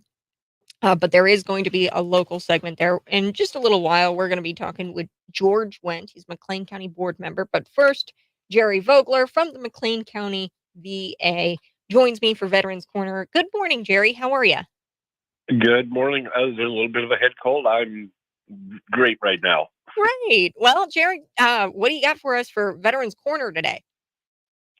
A number of things. There's been a lot of questions about national cemeteries and rights, from under the federal government to be buried if you're a veteran at national cemeteries. And a lot of people said, well, can we reserve a spot and all this sort of thing? Yes and no to that question. There is a National Cemetery Scheduling Office, one toll-free number, 800-535-1117, that one can call in at any time and file the necessary paperwork, a DD 214 for separation of service, that sort of thing. And you can reserve a spot in a national cemetery. However, until the time of death and the actual death certificate and so forth gets filed, the National Cemetery Scheduling Office cannot guarantee either a grave site itself in a national cemetery or a particular national cemetery. However, it's very rare that a request to be buried, for instance, at Camp Butler in Springfield would be turned down. There are 4 national cemeteries within the state of Illinois, downstate. There's Lincoln, which is at Elwood, Illinois, Rock Island Arsenal at Rock Island, the National Cemetery at the VA facility in Danville, and of course Camp Butler at Springfield. So there are a lot of opportunities there. It's a very great way to say goodbye to your veteran, because they take great extent of effort to make sure that everything at the funeral, at the cemetery and so forth is done with the dignity so deserved by the veteran and family. Great. Well, and we want to get to the 80th anniversary of D-Day, which is June 6th, 2024. That marks the 80th anniversary of the greatest amphibious landing in history. So tell me a little bit about that. Well, every year there are recognition and celebration, so to speak, about the landing on June 6th, 1944, at Normandy, along a 50-mile stretch of what the historians will call a beach. I call a beach, and in some cases, cliff, where they had to actually scale up 150, 200-foot tall limestone cliffs in order to execute the invasion. The big thing is, about every 5 years, there's a national recognition that's quite large. For instance, in New Orleans at the National World War II History Museum, they're having a 2-day event down there on June 6th and June 7th. If a person goes in and Googles it and wants to get involved in that, they're inviting all the World War II men and women to come down as a part of that. Locally here, about every 5 years, we do a celebration. We did that back in 2019. We'll do it again here in 2024. However, this year being the 80th, and let's face it, we're losing our World War II vets. We need to do a big celebration here, recognizing the sacrifices. So what we're asking here at the VAC is, we have a meeting tonight at 6 o'clock. We're inviting the public to come out if they're interested in becoming a part of that development of the celebration that we'll have for the 80th anniversary. Wonderful. Well, thanks so much, Jerry, for the information about the 80th anniversary of D-Day and what we're doing here locally. I want to get to your did you know? when a person enters the military service, their life changes immediately and in most cases forever. Our Constitution in the 10th Amendment outlines the rights and authorities given by the Constitution to the federal government. So tell me a little bit about the Did You Know for today's Veterans Corner. Well, having been a draftee in 1966, in other words, a willing member of the military because the military said they wanted me to come in, not because I ran down and said I want to be part of this. When you go into the military service, from the moment you take the oath of office to the time that you get separated at some time in the future, you really are giving up probably 99% of all of your individual rights. For instance, the right to say, you know what, I don't want to go to work today. I'm going to take a personal day. It doesn't work that way in the military. The military's sole purpose is to train and develop a military that will win our wars and defend our Constitution and us. Any other alternative to that about individual rights and so forth goes right out the window to all of that. And it's necessary, although it's very hard for some people to swallow. However, we still have a lot of young men and women who are willing to do that, even under those circumstances, putting their life, their health, and their future on the line for a purpose bigger than themselves. So it's one of those things where, yeah, you give up all these rights and privileges, but what you get in return is a life of independence, a life of being able to be outspoken and opinionated, because the military does not make mind-numbed robots out of people in the military. They want people who think, but who also are disciplined enough that can follow orders and accomplish the missions that are laid out for us. So it is one of those things where people that go in the military defend the rights of everybody else, but have very little of those rights themselves. Wonderful. Well, Jerry Vogler, we're getting close to the end of our time here. I so do appreciate your Veterans Corner this Monday morning. Veterans Corner will be back, folks, with Tom Davis. Tom's 10. So if you are like, oh no, Kat's leaving, the Veterans Corner isn't going to happen anymore. No. It's going to keep happening with Tom Davis at about 7:19 a.m. in the morning on Monday morning. So there's just a different time. So next time you tune in Monday, you're going to have a Veterans Corner at 7:19 a.m. instead of around the top of the hour at 8 o'clock. So Jerry, you have a great rest of your day, and I appreciate. Well, and I would like, on behalf of all the veterans in McLean County, to thank Great Plains Media, and especially a person named Kat Peterson for everything that she's done for the veteran community here since you've been above water. Oh, well, thanks so much, Jerry. You have a great rest of your Monday. The sun is shining. Enjoy some of that vitamin D that we need. There you go. All righty. All right. Have a good one. Bye-bye, Jerry. All right, folks. This is the Morning Buzz, Cities 92.9, the news and talk, Bloomington Normal. Coming up in just about 20 minutes, we will get to this story about Hawaii and the Supreme Court actually saying that in the spirit of aloha, that spirit of aloha with the lei, the flowers, all that actually overrides your right to own a firearm. And you don't get to own your own firearm in Hawaii. And the Supreme Court said it's because we have a spirit of aloha here. Okay. So joining me right now, I'm very excited, George Wendt, McLean County Board member. We're going to get caught up on some of your thoughts here on what's happened on the McLean County Board and a couple of things, this resolution. But first, I want to talk about your race. There's been some rumors, and I wanted to kind of squash these rumors in their place.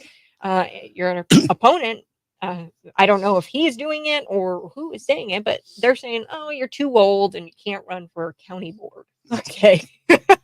What would you have to say to that, George? Well, I would say this. First of all, age gives you experience, and I've had a lot of experience in politics. And the second thing is I'm a cancer survivor, and I think maybe what prompted maybe my opponent to run was he heard that I was not able to attend meetings. Well, I am back to almost, my doctors say I'm a miracle because I'm almost back to normal health that an 80, that an older person would have. So I feel I'm going to be in good shape for the next 4 or 5 years at least, I hope.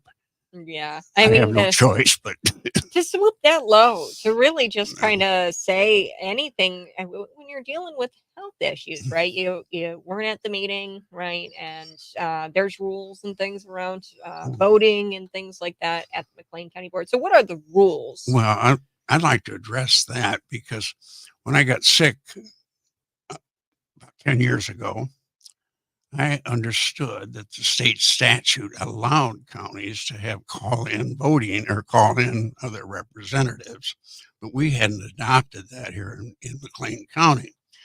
And so I fought the state statute allows phoning in if the board member is sick, or if he has a family emergency, or if he's out of the county on county business. Mhm.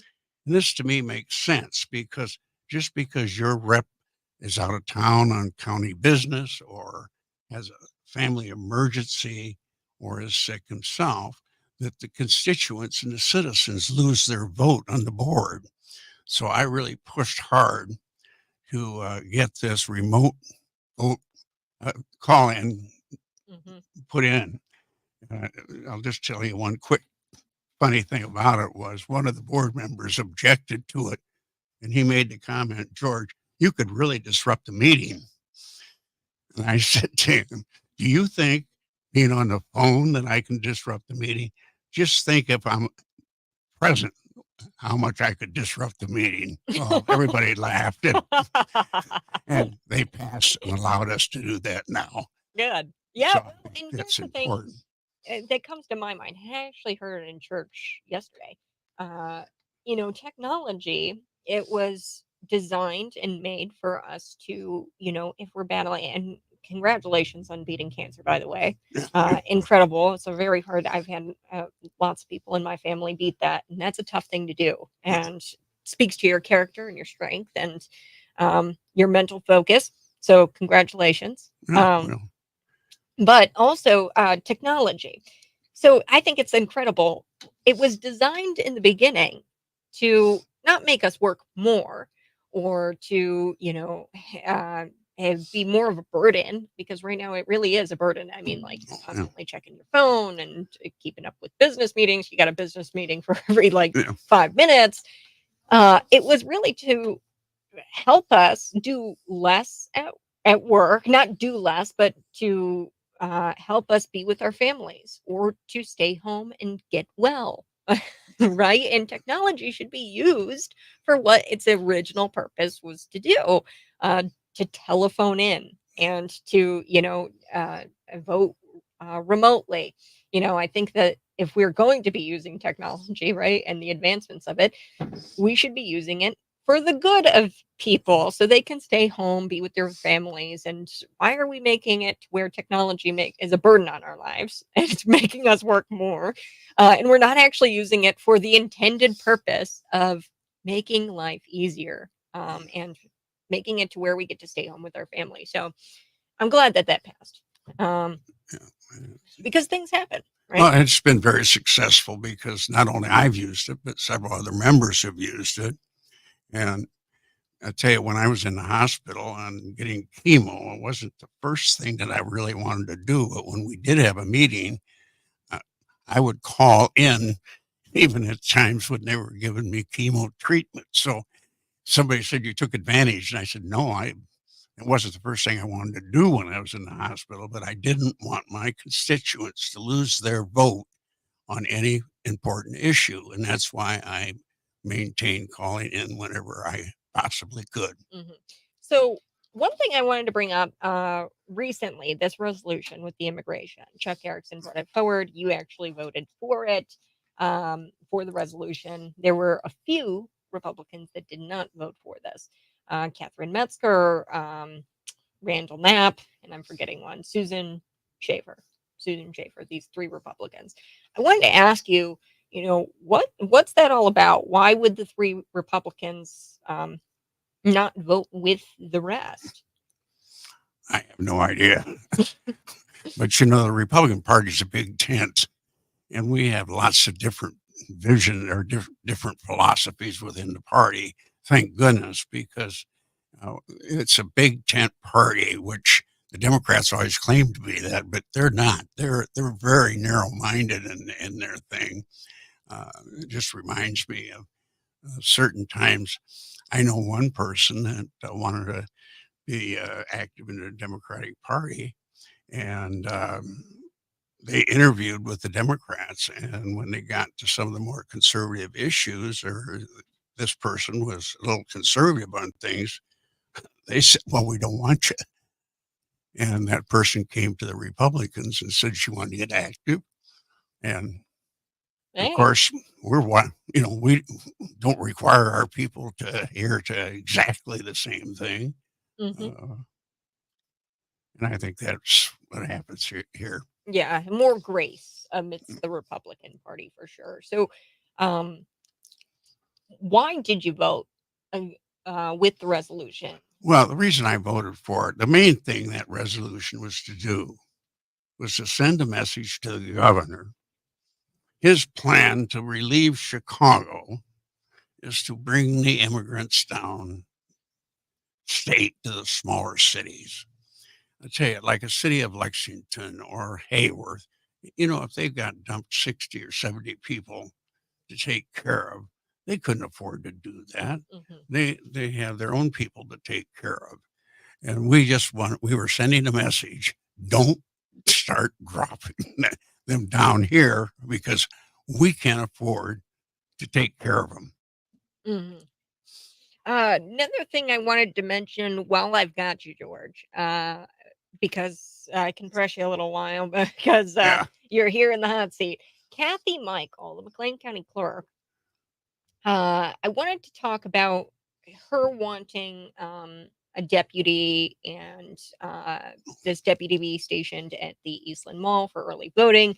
Now, I think it was, is it the Justice? I think it was the Justice, or no, the Finance Committee.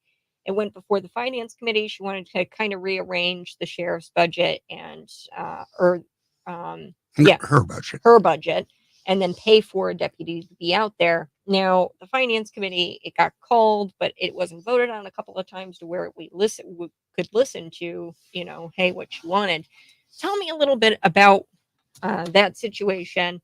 And you're not on the finance committee, are you? No, I wish I was. I wish I was. Okay. Well, tell me why. Tell me. Well, I don't know why not.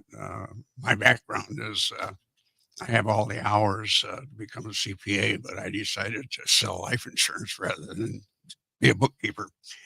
However, uh, Kathy Michael, I think, is ahead of the game here, uh, talking about getting some additional security for our elections and our county office building and stuff, because currently we're pretty safe, and it's very important that our county stays safe.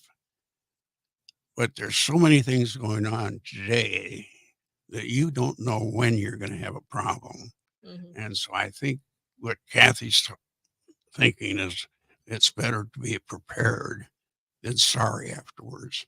Right. Well, and just for context, she emails the county board members, and she says, she brings up the October of 2022 incident where Eastland Mall was actually broken into, and the election equipment was there. Now, at the time, Kathy Michael told cities, "Hey, our equipment is fine. It wasn't broken into, but it could have been." Mm. Right. So, according to an email, the county clerk said that there was going to be about 285 hours of coverage, and the rate would be $87.50 per hour. And what they wanted to do was transfer from the clerk's budget to the sheriff's budget to cover those payroll costs for that deputy to be stationed out there. So, the finance committee did not approve that budget amendment. Now, when the amendment came up, 2 votes now were needed, but they only got the 1 vote. I wanted to ask you about this. Now, I don't know. I'd have to ask Bill. I've reached out for comment, has gotten back to me. But Kathy Michael said, I understand Chair William Friedrich, Bill Friedrich, had questions, but certainly did not reach out to us, the clerk's office, for answers on that. So Are you aware of any kind of questions that William Friedrich might have had for county, or why he wouldn't have voted to call this budget amendment, or no? I have no idea. No idea. To me, it sounded a very reasonable thing is that Kathy was willing to pay for it out of her budget. And I think we need to keep McLean County safe. So far, you know, to be prosperous, you got to be safe. Mhm. And we have some examples now of what's happening to different communities where crime gets out of hand. It's really tough for small businesses because the shoplifting that's going on. Maybe the big box stores can afford it, but a small family-owned business can, and they're closing in these towns. And I'd sure hate to have that happen here in McLean County because we have been so blessed and prosperous in this county. You know, we moved down here in 1988, and at that time, McLean County was the best place to live in Illinois, and it still is. And that's one reason why I'm running for the board. I said I want to keep McLean County prosperous and safe. Yes. Well, thank you so much, George Wendt, for joining me here on the Morning Buzz. Can we get a hold of you in any kind of way? Anytime. I have an email address, and it's very simple, wentfarm@gmail.com. And then I have a phone number that's pretty easy, 309-830-6685. Before I have to leave, Kat, I'm real sorry to hear that you're going to be leaving us. We're going to really miss you, especially us conservatives out there, because you've been a great voice for us. Yes. Yeah. Well, and I am excited to see you be reelected to the county board. Now, one thing I wanted to tell people, so you've got a primary That's challenger. correct. So it's this primary, your name is going to be on the ballot. That's right. And, if the election were held today, George Wendt has got my vote, folks. Well, the election were held today, right? I say that because you never know. You never know. People ask me, and yes, the reason how I got on the board is I was an active precinct committeeman, and I have been active in the Republican Party since I was 21. I have never missed either primary or general election since I was 21 years old. I've always I've always pulled the Republican ballot. And when there was a vacancy, the party came to me and asked me if I would serve. And Matt Sorensen called me, and I made this comment to him is that if I could be appointed very soon or very shortly, so I would have to run in the election that November, rather than if the appointment was later on, I'd serve out the 2 years in the term. Matt was real surprised. He says, "You got to be kidding. Most people would rather serve for the 2 years left." I said, "I don't want to serve on a board that I'm not elected to." And so I was appointed, I think, in August or something like that. And I had to run in November, and it was fun. That's awesome. That's awesome. And that's ethical, right? I mean, I wish we could get some more of that maybe down in Springfield. Right. Well, thank you very much. Hey, you have a great rest of your day. And folks, we're going to be right back. This is Cities 92.9, the news and talk of Bloomington Normal.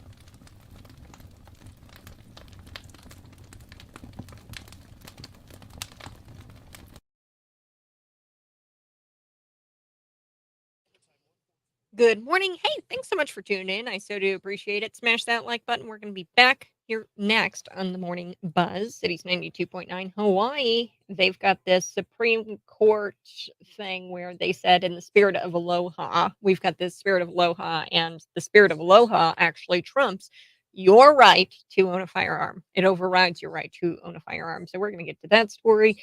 I was telling you guys a little bit about a public Indiana college, and they were forced to axe a student class on bondage techniques after astonished parents, of course, they objected to the sexually explicit seminar class.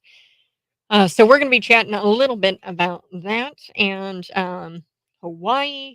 Yes. Then we'll circle back to the story about Joe Biden. Peter Doocy really just going after Kieran Jean-Pierre. I'm back next.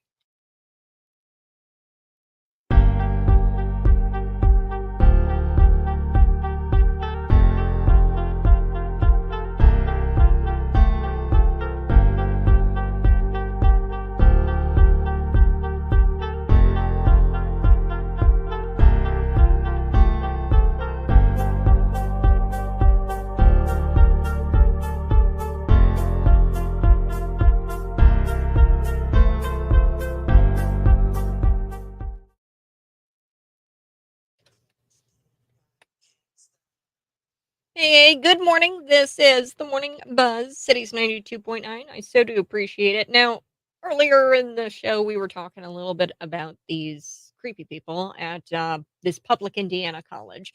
And the parents weren't ecstatic to find out that they were sending their kids to a public Indiana college where they were offering a bondage class to teach students the fine points of eroticism. Yes, how to tie people up safely, blah, blah, blah, blah, blah. Weird. Back in my day, we used to call these people creeps. A public Indiana college, they were forced to axe a student class on bondage techniques after these parents, they were astonished and they objected to the sexually explicit seminar. So the Indiana University, it's Purdue University, Indianapolis, and they abruptly yanked this class. This class was going to look at things like safe rope tying techniques and the fine points of eroticism. It was set to take place next Tuesday. So they were going to have like some handcuff, like guru come, and he boasts about how he's got a PhD in mastering the basic like he's got a PhD in bondage. So this is what the symposium or the seminar was going to they were going to host this guy. So yeah, that's definitely going to help students get a job upon graduation. Yeah, I don't think so. Democrats, they are such a joke. You really want the general public? You think that they should be paying for these people who get student loans to take bondage classes? No thanks. The assistant health director, or the director of health and wellness over at the university, Ryan Anderson, he told the local news outlet there that he was going to help this like PhD professor, and he was going to pass out complimentary nylon, and he was going to give them to the students, so that way the students could hone in on their skills. What? So the event has been scrubbed from the school's webpage, but our education is our system is just filled with degenerate creeps who try so hard to sexualize students from kindergarten to higher education. This is disgusting. And the last thing I want to know about professors or faculty is whether or not they know the fine points of eroticism. Okay. Erotica. That's the last thing I want to know. This happens when society labels shame as a bad thing. Shame is a good thing. Okay. It means it's the check engine light. Okay. If you have shame, it's the check engine light in your heart. And you're like, oh, this is not a good thing. I shouldn't be doing this. It's not a bad thing. And we desperately need to bring that back to its fullest glory. And since when did sexual preferences become something people announced to the world? There's some things the public should never know about. And this is one of those things. Okay. I may be wrong. But I don't think this is what parents had in mind when they assumed their kids, they pay for a lot of the times their kids to go to college. I don't think that this is what they had in mind. Um, you know, when they assumed college would teach their kids the ropes, right? I don't think that's what they had in mind. Um, but that said, it's unclear whether the university will be making fine points of eroticism a graduation requirement. But I'm going to be looking out for Illinois State University. I would not be surprised if they made that a graduation requirement, knowing the fine points of eroticism. Okay. So back in 1959, over 90% of Hawaiian voters approved the proposition that the territory should become a state. Okay. And when you petition to be a state, you don't get to pick and choose what part of the Constitution you like. Okay. So that happened in 1959. They're a state.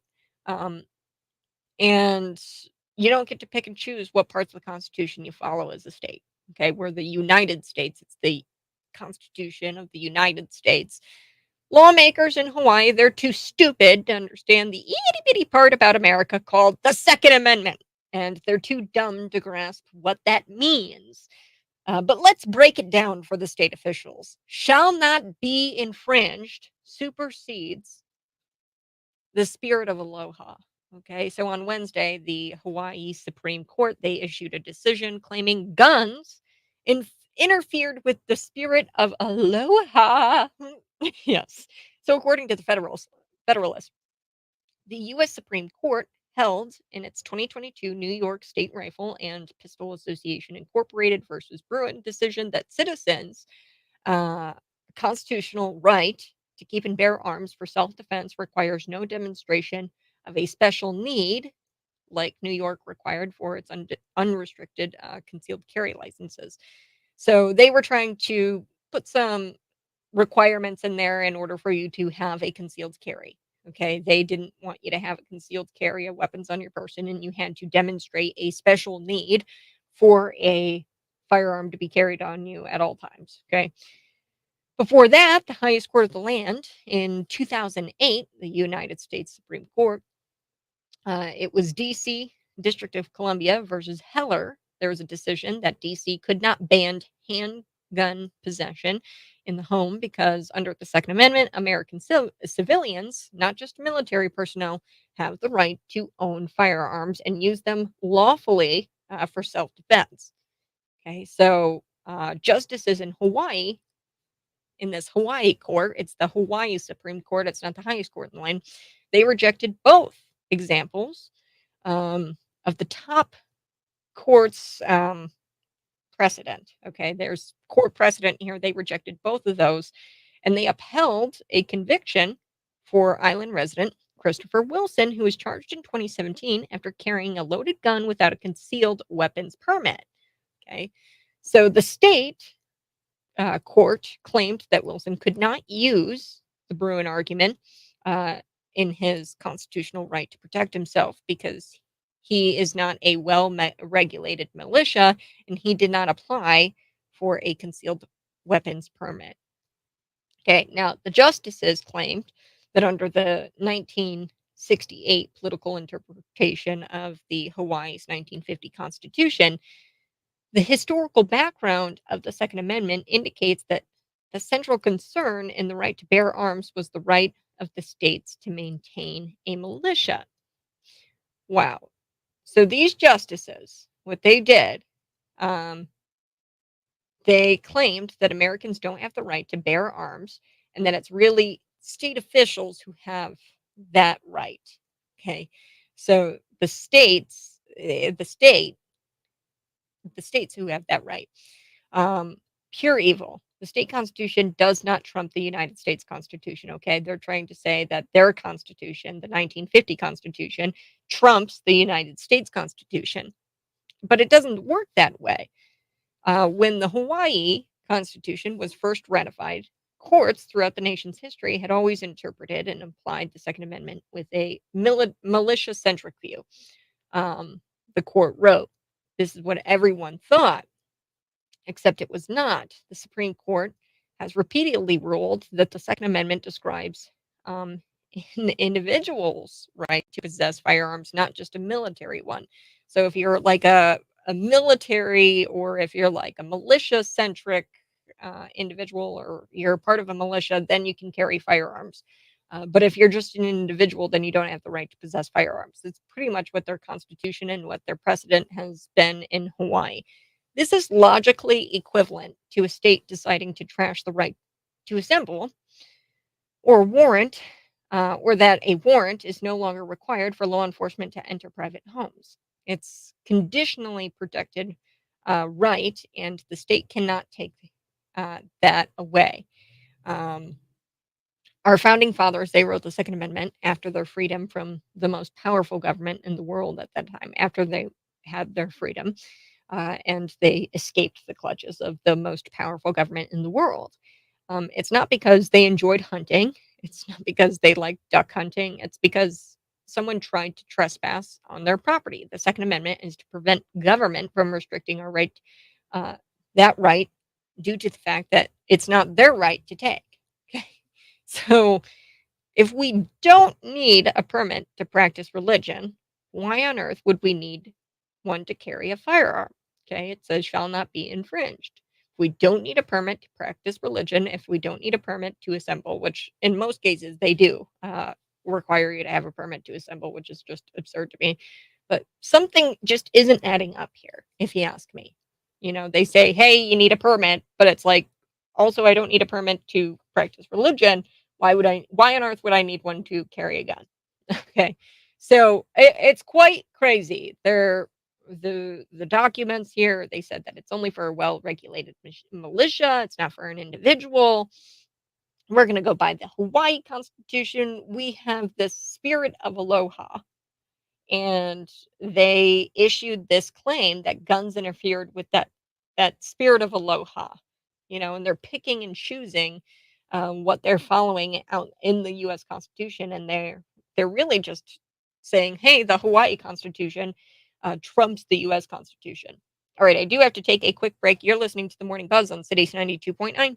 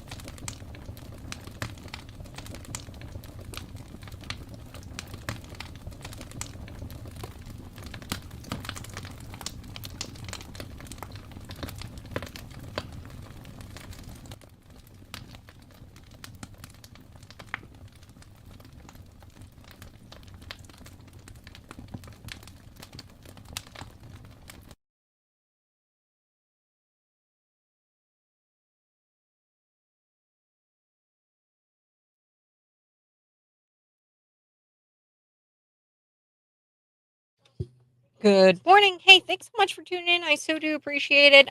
Smash that like button. We're going to come back and we're going to finish up the show. And we're going to talk about Peter Doocy. We talked a little bit about Hawaii and the Supreme Court. We also talked about this college and their whole bondage classes. And so now we're going to talk about Peter Doocy and Joe Biden's mental fitness. Just hearing that Kamala Harris says that she is ready to serve. Now, that is not very much paraphrasing. That's quite literally a quote from Kamala Harris. She's ready to serve um, amidst this rising um, questions about Joe Biden's age and his mental ability increasing. So there's a conversation about Joe Biden's mental ability. I wouldn't be surprised. I really wouldn't if Kamala Harris is installed there. Um, she's an idiot, and they want a bumbling fool in that presidency so they can manipulate that president into not being a dissenter of any kind, or a populist or a nationalist, an America first. Okay. So we're back here next.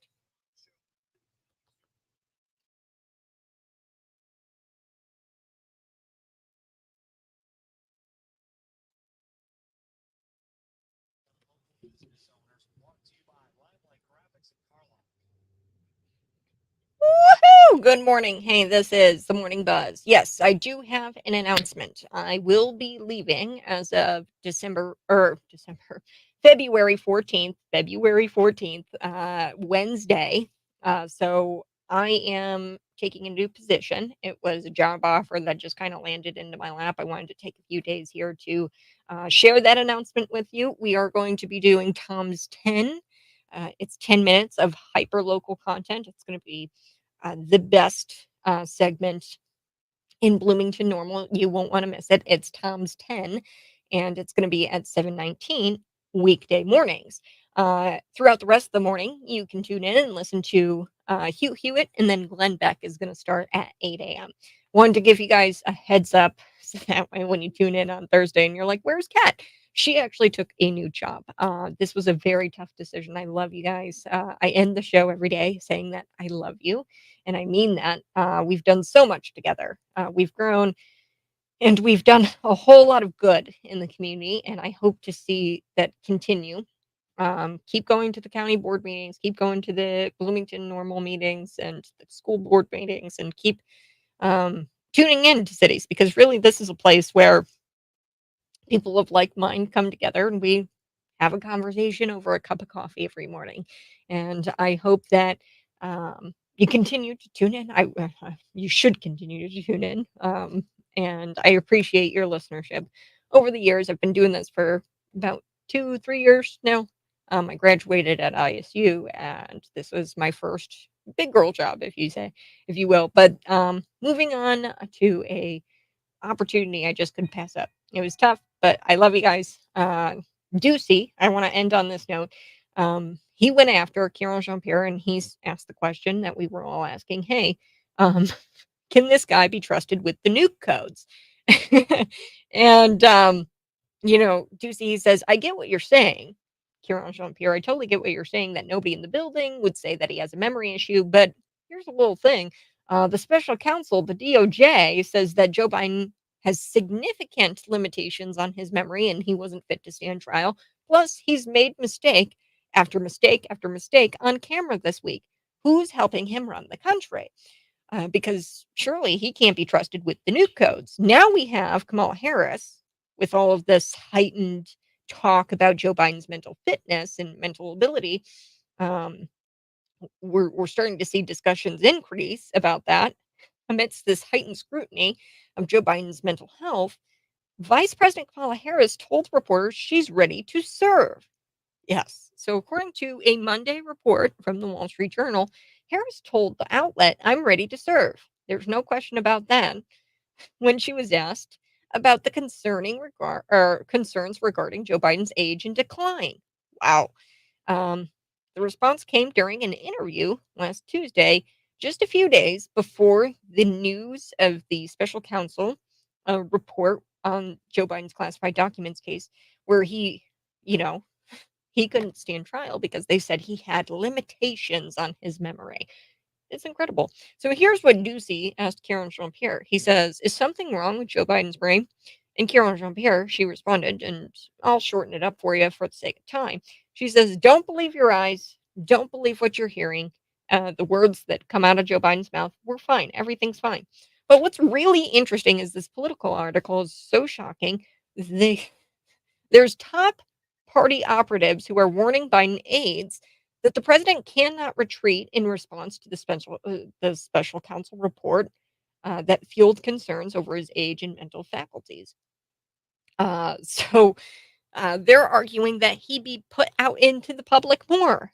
If they knew what was good for Joe, they would not be putting him out there for more interviews, more press time, going off script. They would not be doing that. It's almost like they want to start working behind the scenes and they want to start invoking the 25th Amendment. Okay, that's going to do it for us, folks. You can find the show on YouTube. Bye bye. I love you. We'll do it again tomorrow morning.